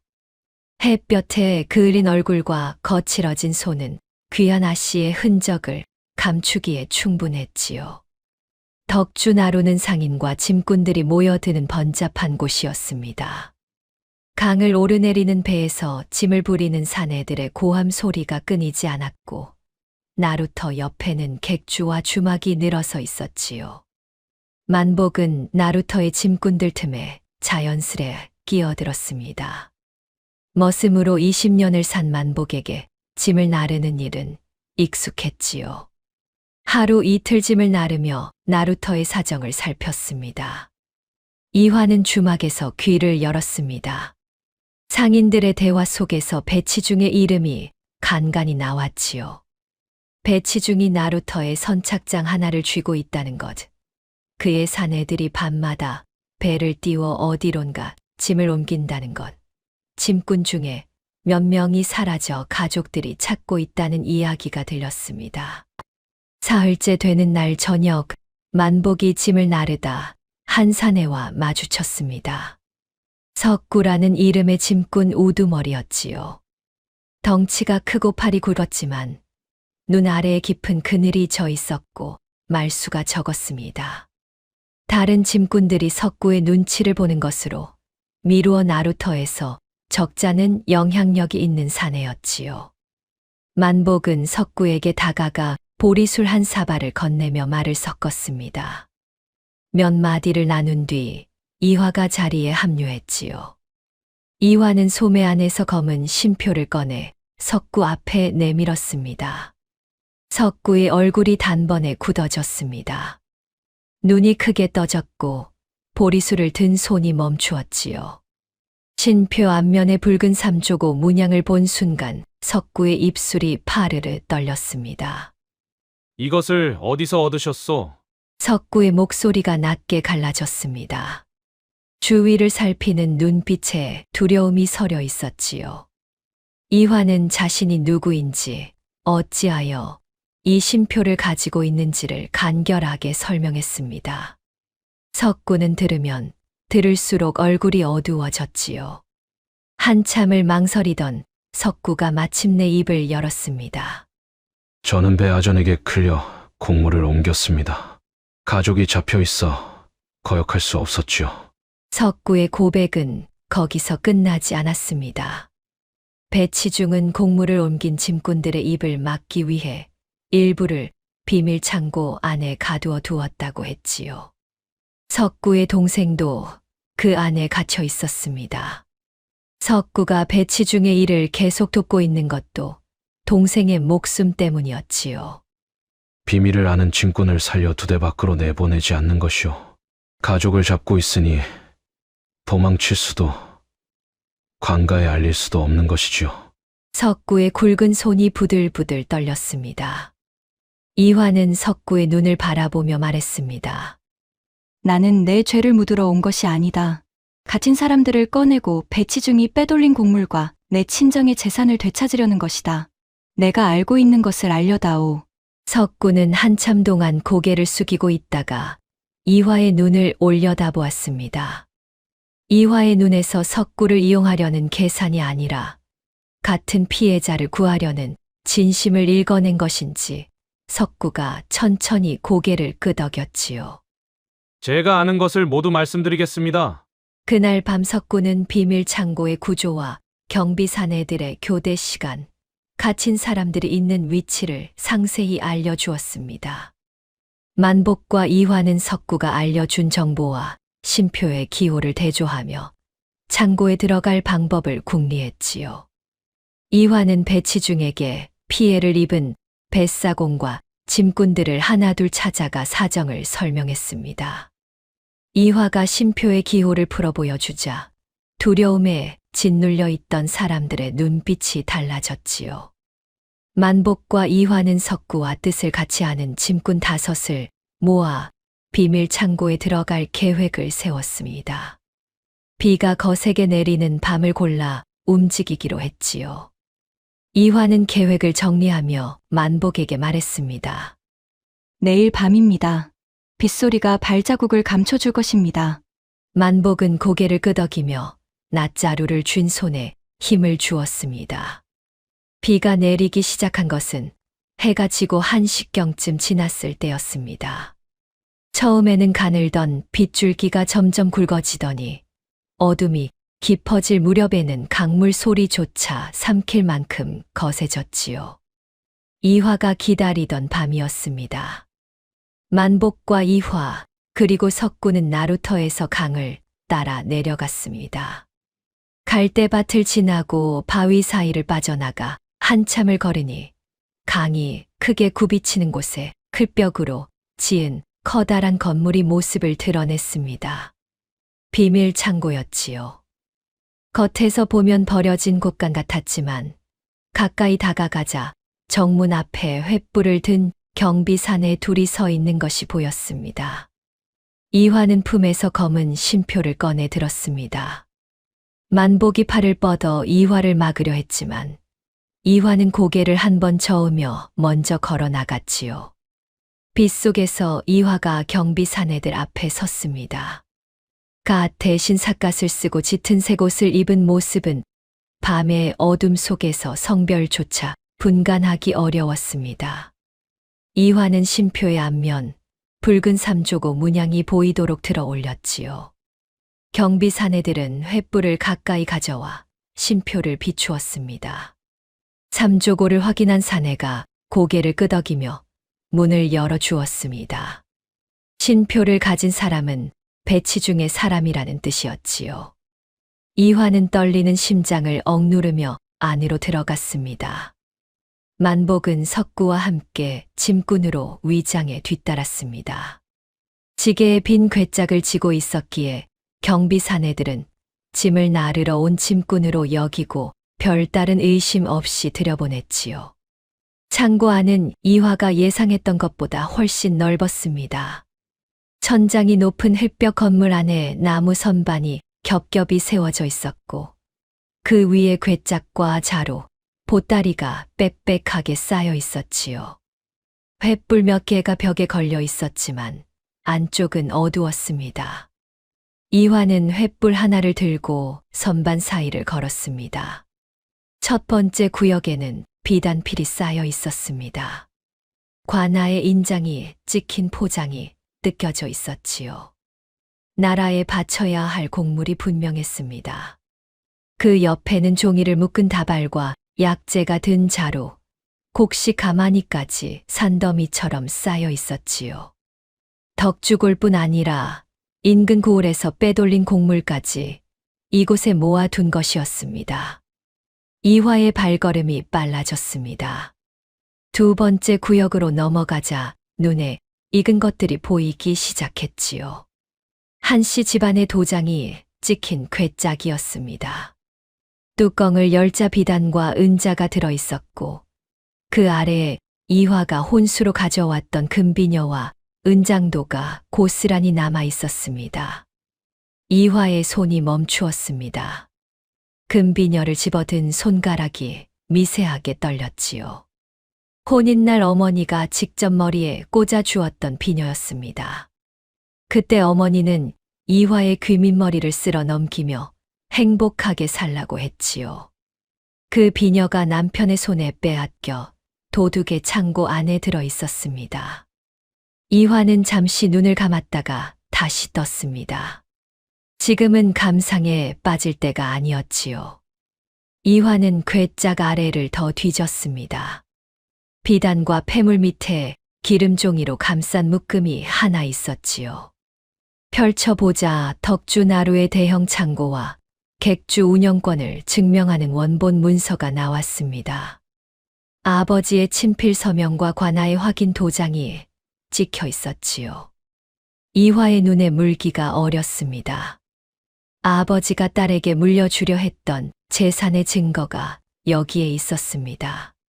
재헌이 이것을 빼앗아 자기 것으로 만들려 했지만 거래를 끝내기 전에 죽은 덕분에 원본이 그대로 남아 있었지요. 이화는 문서를 품 안에 넣고 선반 한쪽에 놓인 장부를 펼쳤습니다. 배치중이 직접 쓴 것으로 보이는 장부에는 곡물이 들어오고 나간 날짜와 수량이 빼곡히 적혀 있었지요. 그리고 그 사이사이에 민재헌의 이름이 여러 차례 나왔습니다. 재헌이 가져온 물품의 목록, 재헌이 위조한 인장으로 꾸민 문서의 날짜, 한씨 집안의 죄를 덮어 씌운 과정까지 상세하게 기록되어 있었습니다. 이화의 손이 장부 위에서 멈추었습니다. 남편의 이름이 적힌 줄을 손가락으로 더듬으며 이화의 입술이 가늘게 떨렸지요. 이 장부가 밖으로 나가면 재현의 죄가 만천하에 드러납니다. 죽은 남편의 잘못을 세상에 알리는 일이 이화에게 쉬운 것은 아니었습니다. 그러나 이화는 장부를 덮지 않았지요. 아버지께서 이 장부를 보신다면 무엇을 원하실까? 이화는 스스로에게 물었습니다. 대답은 이미 정해져 있었지요. 아버지라면 진실을 감추라고 하지 않았을 것입니다. 이화는 장부를 원본 문서와 함께 품 안에 넣었습니다. 그 사이 만복과 석구는 창고 뒤편으로 향했습니다. 석구가 가르쳐 준 대로 뒤쪽 칸막이 너머에 작은 방이 있었지요. 나무 빗장으로 잠긴 문을 열자 좁은 공간 안에 사람 대여섯이 웅크리고 앉아 있었습니다. 짐꾼과 뱃사공들이었지요. 손목이 밧줄로 묶여 있었고 얼굴은 수척했습니다. 먹을 것을 제대로 주지 않은 채 가둬둔 것이 분명했지요. 석구의 동생이 그 안에 있었습니다. 형을 본 동생의 눈에서 눈물이 쏟아졌지만 석구는 입에 손가락을 갖다 대며 소리를 내지 말라고 했지요. 만복은 밧줄을 낫자루로 끊으며 한 사람씩 풀어주었습니다. 갇혀있던 사람들은 다리에 힘이 없어 제대로 서지 못했지요. 만복은 가장 약한 사람의 어깨를 부축하며 나올 길을 살폈습니다. 바로 그때 창고 정문 쪽에서 고함 소리가 터져 나왔습니다. 경비 사내 하나가 안쪽 구역에서 괴짝을 뒤지고 있는 이화를 발견한 것이었지요. 횃불을 가까이 비추자 이화의 손에 장부와 문서가 들려있는 것이 보였습니다. 누구냐? 여기서 무엇을 하느냐? 사내의 고함에 다른 경비 사내들이 우르르 몰려왔습니다. 정문이 닫히고 안에서 빗장이 걸렸지요. 창고 안이 순식간에 아수라장이 되었습니다. 만복은 갇혀있던 사람들을 석구에게 맡기고 이화가 있는 쪽으로 달려갔습니다. 선반 사이 좁은 통로에서 경비 사내 둘이 이화를 향해 다가오고 있었지요. 만복은 지게에서 빼든 작대기를 양손에 쥐고 사내들 앞을 가로막았습니다. 첫 번째 사내가 칼을 들고 내리찍었습니다. 만복은 작대기로 칼날을 비켜쳤지요. 나무가 갈라지며 파편이 튀었지만 칼이 빗나간 틈에 만복이 사내의 배를 작대기 끝으로 찔러 밀쳐냈습니다. 두 번째 사내가 옆에서 몽둥이를 휘둘렀고 만복의 옆구리를 세게 맞췄지요. 숨이 턱 막혔지만 만복은 쓰러지지 않았습니다. 이를 악물고 작대기를 낮게 휘둘러 사내의 다리를 쳤습니다. 아씨, 어서 나가십시오. 만복이 고함치는 사이에 석구가 창고 뒷벽에 판자를 발로 걷어차 구멍을 냈습니다. 비바람이 안으로 밀려들었지요. 석구는 풀어준 짐꾼들을 그 구멍으로 하나씩 내보내기 시작했습니다. 이화는 도망치지 않았습니다. 문서와 장부를 품에 넣은 채 곡물 괴짝 사이를 돌며 괴짝마다 붙어있는 관아의 표식을 확인했지요. 나중에 관아에 알릴 때 어떤 괴짝이 곡물인지 증명해야 했기 때문이었습니다.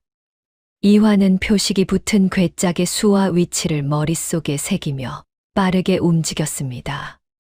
만복이 작대기와 밧줄로 경비 사내들을 막아서는 동안 석구가 이화의 팔을 잡아 끌었습니다. 마님, 이제 나가셔야 합니다. 이화는 마지막으로 창고 안을 한번 둘러본 뒤 빗벽의 구멍으로 빠져나갔습니다. 만복은 마지막까지 통로를 지키다 경비 사내들이 잠시 물러선 틈을 타 뒤를 따랐지요. 그러나 모든 것이 깨끗하게 끝나지는 않았습니다. 소란 속에서 배치 중에 오른팔인 덩치 큰 사내가 정문으로 빠져나갔지요. 만복은 그 사내를 쫓으려 했지만 비에 젖은 어둠 속에서 이미 사내의 모습은 사라진 뒤였습니다. 만복과 이화, 석구와 풀려난 짐꾼들은 강변의 갈대밭 속에 몸을 숨겼습니다. 비가 그들의 발자국을 씻어주었지만 이화의 얼굴에는 안도보다 긴장이 서려 있었지요. 달아난 자가 배치중에게 알릴 것입니다. 이화의 말에 만복이 고개를 끄덕였습니다. 이화의 품 안에는 친정의 억울함을 증명할 원본 문서와 장부가 있었지만 배치중이 그 사실을 알게 된 이상 가만히 있지 않을 것이었지요. 빗속에서 이화가 품 안의 문서를 꺼내 만복에게 보여주었습니다. 기름 종이에 감싸져 비에 젖지 않은 원본 문서 위로 아버지의 친필이 또렷하게 남아 있었지요. 만복은 글을 읽지 못했지만 이화의 눈에 어린 빛을 보았습니다. 슬픔과 분노, 그리고 반드시 끝을 보겠다는 단단한 결심이 뒤섞인 빛이었지요. 이제 시작입니다. 이화의 목소리는 낮았지만 빗소리를 뚫고 또렷하게 울렸습니다. 달아난 오른팔이 배치중에게 소식을 전하는 데는 하룻밤이면 충분했습니다. 배치중은 자기 방의 탁자를 주먹으로 내리치며 이를 갈았지요. 신표를 가진 여인이 창고에 들어와 장부와 문서를 가져갔고 갇혀있던 짐꾼들까지 풀려났다는 소식은 배치중에게 사형 선고나 다름없었습니다. 장부가 관아에 들어가면 배치중이 지금까지 빼돌린 곡물의 내역이 낱낱이 드러나게 되지요. 배치중은 하룻밤 사이에 결심을 굳혔습니다. 비밀 창고에 불을 질러 남은 곡물과 증거를 한꺼번에 없애고 이화와 만복을 붙잡아 문서와 장부를 되찾은 뒤 입을 막겠다는 것이었지요. 같은 날 배치중은 송씨 부인에게도 사람을 보냈습니다. 이화가 모든 진실을 알아냈으며 장부에는 민재헌의 이름이 수십 번이나 적혀 있다는 소식이었지요. 송씨 부인의 얼굴이 잿빛으로 변했습니다. 그 장부가 밖으로 나가면 민씨 집안은 끝이었습니다. 송씨 부인은 집안의 사병과 은자를 배치중에게 내어주며 말했습니다. 며느리가 가진 것을 모두 빼앗고 다시는 입을 열지 못하게 하시오. 만복과 이화는 증거를 가지고 관아로 향했습니다. 그러나 관아로 가는 길목마다 배치중과 결탁한 아전들이 지키고 서 있었지요. 배치중이 고을의 아전인 만큼 관아 안에도 그의 편이 적지 않았습니다. 이화는 곧바로 관아에 들어가는 것이 위험하다는 사실을 깨달았지요. 관아 안에 배치중의 사람이 있다면 문서를 넘기는 순간 없어질 수 있습니다. 이화는 잠시 생각에 잠겼다가 눈을 빛냈습니다. 장날입니다. 장터에 백성들이 모여 있을 때 곡물 괴짝과 장부를 사람들 앞에서 공개하면 됩니다. 수십 명의 눈앞에서 벌어진 일을 관아가 덮을 수는 없습니다. 만복은 이화의 판단을 따랐습니다. 장날은 이틀 뒤였지요. 그러나 배치중이 그 이틀을 가만히 두지 않았습니다. 이튿날 새벽 석구의 집에 사내들이 들이닥쳤습니다. 석구의 식구와 풀려났던 증인 몇 명이 다시 붙잡혀 비밀 창고 안에 갇혔지요. 배치중은 창고 주변에 기름과 마른 짚을 쌓아 올렸습니다. 이화가 문서를 내놓지 않으면 창고에 불을 지르겠다는 뜻이었습니다. 소식을 전해 들은 이화의 얼굴이 하얗게 굳었습니다. 증인들을 버릴 수는 없습니다. 만복도 같은 생각이었지요. 문서와 장부가 아무리 중요해도 사람의 목숨보다 앞설 수는 없었습니다. 두 사람은 증거를 석구의 아내에게 맡겨 숨기게 한 뒤 다시 강가의 비밀 창고로 향했습니다. 창고에 도착했을 때 이미 한쪽 벽에서 연기가 피어오르고 있었습니다. 배치중의 사내들이 기름 먹인 집더미에 불을 붙인 것이었지요. 아직 불길이 크지는 않았지만 바람이 불 때마다 연기가 짙어졌습니다. 안에서 사람들의 고함 소리와 문을 두드리는 소리가 들려왔지요. 이화는 창고 옆 작은 문을 찾았습니다. 지난번에 빠져나왔던 뒷벽의 구멍은 이미 판자로 막혀 있었지만 석구가 알려준 또 다른 출입구가 있었지요. 만복이 문을 뜯어내고 이화가 안으로 들어갔습니다. 제가 정문을 막겠습니다. 아시는 사람들을 데리고 나오십시오. 만복은 낫자루와 부러진 지게 작대기를 양손에 쥐고 정문 쪽으로 달려갔습니다. 정문 앞에는 배치중의 사내 5이 칼과 몽둥이를 들고 서 있었지요. 만복을 보자 사내들이 비웃는 얼굴로 길을 막았습니다. 만복은 멈추지 않았습니다. 작대기를 앞으로 내밀며 사내들에게 달려들었지요. 첫 번째 사내의 몽둥이가 만복의 어깨를 내리쳤습니다. 뼈가 울리는 고통이 팔끝까지 퍼졌지만 만복은 쓰러지지 않았습니다. 작대기로 사내의 손목을 쳐서 몽둥이를 떨어뜨렸지요. 두 번째 사내가 칼을 들고 옆에서 베었습니다. 만복은 피하지 못해 등에 칼날이 스쳤고 옷이 갈라지며 피가 번졌습니다. 그래도 물러서지 않았지요. 창고 안에서는 이화가 연기 속을 헤치며 갇힌 사람들에게 다가가고 있었습니다. 밧줄에 묶인 석구의 동생과 짐꾼들이 기침을 하며 쓰러져 있었지요. 이화는 품에 넣어둔 작은 칼로 밧줄을 하나씩 끊었습니다. 연기가 눈을 따갑게 찔렀지만 이화는 손을 멈추지 않았지요. 일어나라. 이쪽으로 나가면 된다. 이화가 사람들을 일으켜 옆문 쪽으로 이끌었습니다. 불길이 벽을 타고 천장으로 번지기 시작했지요. 나무 선반이 타면서 괴짝이 무너져 내렸고 뜨거운 재가 머리 위로 쏟아졌습니다. 정문에서 사내들을 막고 있던 만복의 귀 안에서 기침 소리와 이화의 목소리가 들렸습니다. 사람들이 나오고 있다는 뜻이었지요. 만복은 이를 악물고 더 버텼습니다. 세 번째, 네 번째 사내가 달려들어 만복을 밀쳤지만 만복은 작대기를 놓지 않았습니다. 그때 배치중이 정문 뒤에서 모습을 드러냈습니다. 칼을 허리에 찬 채 만복을 내려다보며 입꼬리를 올렸지요. 머슴놈이 대체 무엇이 아까워 목숨을 버리느냐? 쫓겨난 과부 하나를 지키겠다고 이 지랄이냐? 만복은 피가 흐르는 얼굴을 들어 배치중을 바라보았습니다. 그 눈에는 두려움이 없었지요. 아무도 지켜주지 않을 때 곁에 서주는 것이 사람의 도리옵니다. 배치중의 비웃음이 얼어붙었습니다. 만복이 부러진 작대기를 쥐고 배치중을 향해 돌진했지요. 배치중이 칼을 뽑아 내리쳤지만 만복은 왼팔로 칼날을 붙잡았습니다. 손바닥이 갈라지며 피가 쏟아졌지만 놓지 않았지요. 오른손의 작대기를 배치중의 옆구리에 힘껏 내리꽂았습니다. 배치중이 비틀거리며 무릎을 꿇었고 만복이 온몸에 무게를 실어 한 번 더 내리쳤습니다. 배치중이 흙바닥에 쓰러졌지요. 그 사이 이화는 갇혀있던 사람들을 모두 옆문으로 이끌어냈습니다. 마지막으로 나온 이화의 옷에 불씨가 붙어 있었지만 석구가 달려와 손으로 쳐서 껐지요. 장날 아침 장터에 사람들이 모여들었습니다.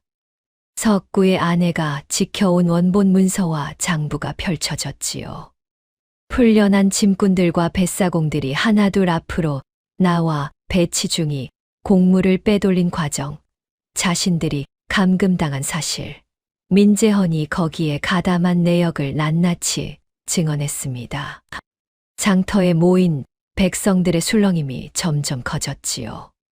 소문은 장터를 넘어 고을 전체로 퍼져나갔고 뒤늦게 도착한 감찰 관원이 증거와 증인들을 확인했습니다. 배치중은 곡물절도와 살인, 교사, 백성을 감금한 죄로 포승에 묶였습니다. 송씨 부인은 며느리에게 독살 누명을 씌우고 배치중과 공모하여 이화를 살해하려 한 사실이 드러나 관아에 끌려갔지요. 한씨 집안에 씌워졌던 곡물절도의 누명이 벗겨지기 시작했습니다. 장부에 적힌 기록과 증인들의 증언이 모두 같은 방향을 가리키고 있었지요. 한 대감이 곡물에 손을 댄 것이 아니라 민재헌이 장인의 인장을 위조하여 한씨 집안의 죄를 덮어 씌운 것이었습니다. 이화는 장터 한편에 서서 그 모든 광경을 바라보았습니다. 아버지의 이름이 풀리는 순간이었지요. 눈물이 뺨을 타고 흘러내렸지만 이화는 소매로 닦지 않은 채 하늘을 올려다보았습니다. 만복은 장터 구석의 평상 위에 누워 있었습니다. 온몸에 칼에 베인 상처와 몽둥이에 맞은 자국이 가득했지요. 의원이 상처를 감싸고 있었지만 만복의 얼굴에는 고통 대신 편안한 기색이 서려 있었습니다. 이화가 만복의 곁으로 와서 피 묻은 손을 잡았지요. 서방님이 아니었으면 아무도 살아나오지 못했을 것입니다. 만복은 이화를 올려다보며 힘겹게 웃었습니다. 아씨가 무사하시니 저는 괜찮습니다. 이화는 만복의 갈라진 손바닥을 조심스레 감싸 쥐었습니다. 그 손이 칼날을 맨손으로 붙잡은 손이라는 것을 이화는 알고 있었지요. 배치 중의 장부와 증인들의 증언이 모두 확인된 뒤 감찰관원은 한씨 집안이 곡물절도의 주범이 아니었다는 사실을 조정에 알렸습니다. 한 대감에게 씌워졌던 누명이 풀리기까지는 석 달이 걸렸지요. 관아의 문서가 오가고 조정의 결정이 내려오는 동안 이화는 하루도 빠짐없이 관아를 찾아가 아버지의 억울함을 호소했습니다. 장부에 적힌 기록을 하나하나 짚어가며 민재헌이 한 대감의 인장을 위조한 과정을 설명했고 증인들이 나와 같은 말을 되풀이했지요. 마침내 조정에서 한씨 집안의 죄를 사면하는 문서가 내려왔습니다. 이화는 관아에서 그 문서를 받아든 순간 두 무릎이 힘없이 꺾이며 바닥에 주저앉았습니다. 울음이 터져 나왔지요. 참고 또 참아왔던 것이 한꺼번에 쏟아져 나오는 울음이었습니다. 먼 곳으로 유배되었던 오라비들도 돌아올 수 있게 되었습니다. 아버지는 이미 세상을 떠났지만 한씨 집안의 이름에 도둑이라는 낙인은 지워졌지요. 이화는 아버지의 무덤 앞에 가서 한나절을 앉아 있었습니다. 만복이 옆에 서서 말없이 지켜보았지요. 나라의 곡물은 모두 관아로 회수되었습니다. 그러나 이화의 혼수와 한씨 집안의 개인 재산은 정당한 소유물로 인정되어 이화에게 반환되었지요. 비단과 은자, 금비녀와 은장도가 담긴 괴짝이 하나씩 돌아왔습니다. 그리고 무엇보다 덕주 나루의 대형 창고와 객주 운영권이 원본 문서에 따라 한이화의 것으로 확인되었습니다. 관아의 관원이 문서를 펼치며 이화에게 알려주었지요. 한 대감께서 따님에게 물려주시려 했던 덕주 나루의 창고와 객주 운영권이요. 원본 문서에 따르면 정당한 주인은 한이화 마님이시오. 이화는 그 문서를 두 손으로 받아들었습니다. 아버지의 친필이 적힌 종이를 가슴에 안으며 이화의 눈에 다시 물기가 어렸지요. 아버지가 딸에게 남기려 했던 것이 이렇게 돌아왔습니다. 이화는 만복을 바라보았습니다. 아직 상처가 다 아물지 않아 팔에 천을 감고 있었고 등에 칼자국 때문에 허리를 구부리기 어려운 모습이었지요. 만복은 이화의 시선을 느끼고 어색하게 웃었습니다. 아씨, 왜 그리 보십니까? 이화는 만복 앞에 서서 또렷한 목소리로 말했습니다. 제가 죽었다면 이 모든 것도 없었을 것입니다. 저를 살리고 끝까지 지킨 사람은 서방님입니다. 이화의 눈이 붉어졌습니다. 비단 가마를 타고 시집 오던 날부터 맨발로 쫓겨나던 밤까지, 그리고 불타는 창고 앞에서 칼날을 맨손으로 붙잡던 순간까지, 그 모든 날을 함께 버텨온 사내가 지금 자기 앞에 서 있었습니다. 이 창고와 객주는 제 혼자 가지지 않겠습니다. 서방님을 객주의 공동 주인으로 세울 것입니다. 만복은 고개를 저으며 손을 내저었습니다. 아씨, 그것은 저는 아씨의 재산을 탐낼 생각이 없습니다. 아씨 곁에 있는 것만으로도 이화가 만복의 말을 끊었습니다. 제 재산이 아닙니다. 우리 재산입니다. 부부가 함께 일구는 것이 도리가 아니겠습니까? 만복은 한참 동안 입을 열지 못했습니다. 평생 남의 집 헛간에서 볏짚을 깔고 자며 낡은 소모 단벌이 전 재산이었던 사내가 하루아침에 덕주 나루에서 가장 큰 창고와 객주, 상당한 은자와 비단의 주인이 된 것이었지요. 마을 사람들은 수군거렸습니다. 쫓겨난 과부를 주워 아내로 삼은 머슴이 과부 덕분에 벼락부자가 되었다고요. 어떤 이는 부러워했고 어떤 이는 혀를 찼습니다. 머슴이 양반가의 아씨와 살림을 차린다니 세상이 뒤집혔다고 말하는 사람도 있었지요. 그러나 만복은 부자가 된 뒤에도 달라지지 않았습니다. 객주의 물건이 들어오면 짐꾼들과 함께 직접 지게를 치고 나르었지요. 비단옷을 입은 객주 주인이 맨손으로 곡식 가마니를 옮기는 모습에 처음 본 상인들은 놀라움을 감추지 못했습니다. 만복은 가난한 일꾼들에게 정당한 품삯을 주고 다친 사람이 생기면 쉬게 했지요.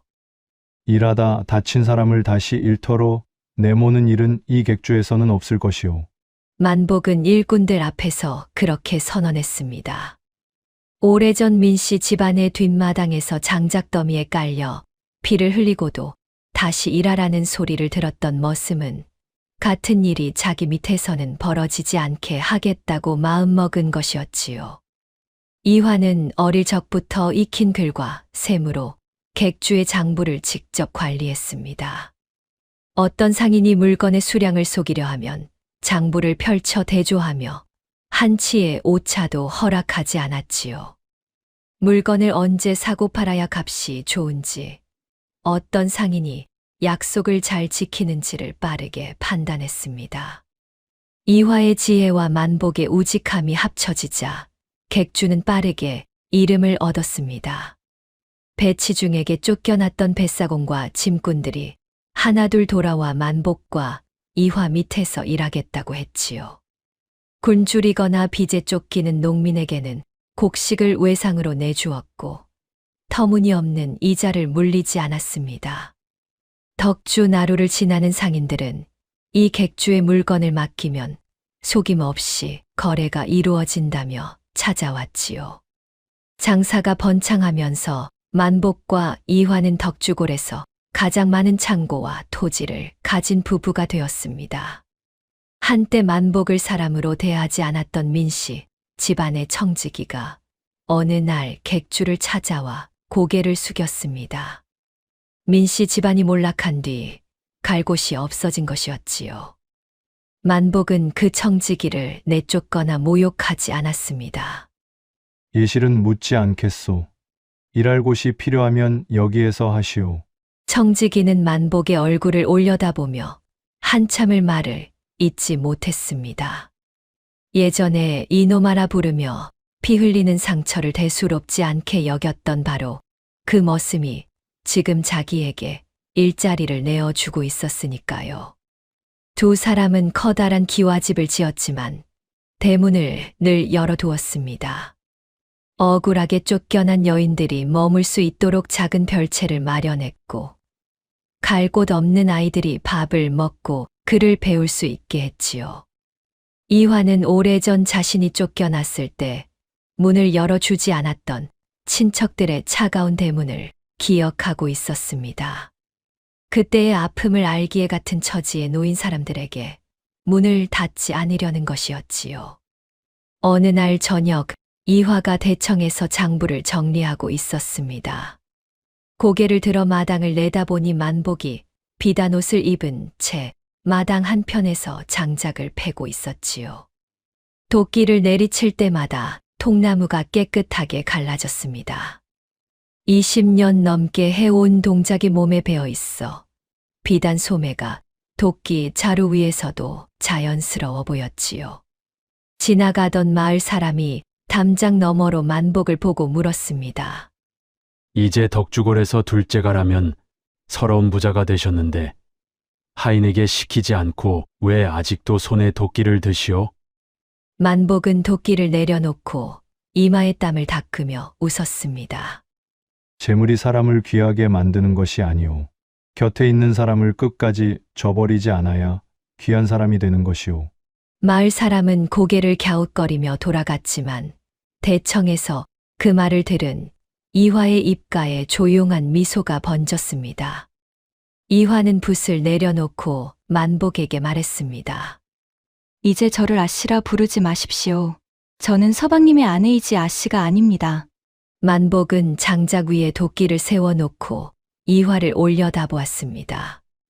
해 질녘의 붉은 빛이 이화의 얼굴에 내려앉아 있었지요. 만복은 천천히 고개를 저으며 대답했습니다. 저에게는 평생 가장 귀한 아씨이십니다. 이화는 더 이상 타이르지 않았습니다. 고개를 살짝 돌려 미소를 감추었지만 귀 뒤가 발갛게 물드는 것은 숨기지 못했지요. 모든 것을 가졌을 때 이화의 곁에는 수많은 사람이 있었지만 모든 것을 잃은 과부가 되었을 때 그녀를 끝까지 지킨 사람은 아무것도 가진 적 없는 머슴 만복뿐이었습니다. 그리고 이화는 자신을 지킨 만복에게 단순히 마음만 돌려준 것이 아니라 빼앗겼던 재산과 삶을 함께 되찾아 덕주골 최고의 부자로 만들었지요. 아무것도 없던 머슴과 모든 것을 잃었던 과부는 서로를 지켜낸 끝에 누구도 빼앗을 수 없는 가정과 삶을 마침내 얻게 되었습니다. 명심보감에 이런 말이 있습니다. 빈거요시 무인문, 부재심산 유원친. 가난하면 저작거리에 살아도 찾아오는 이가 없고, 부유하면 깊은 산 속에 있어도 먼 친척이 찾아온다는 뜻이지요. 세상은 예나 지금이나 크게 다르지 않습니다. 높은 곳에 있을 때는 누구나 곁에 오려 하지만 낮은 곳으로 떨어지면 그림자조차 따르지 않지요. 그러나 가끔 아주 드물게 아무런 이익도 없이 곁에 남는 사람이 있습니다. 가진 것이 없어도 자신의 전부를 내어주고 돌아올 것을 바라지 않으면서도 끝까지 자리를 지키는 사람이지요. 그런 사람을 알아보는 것은 쉽지 않습니다.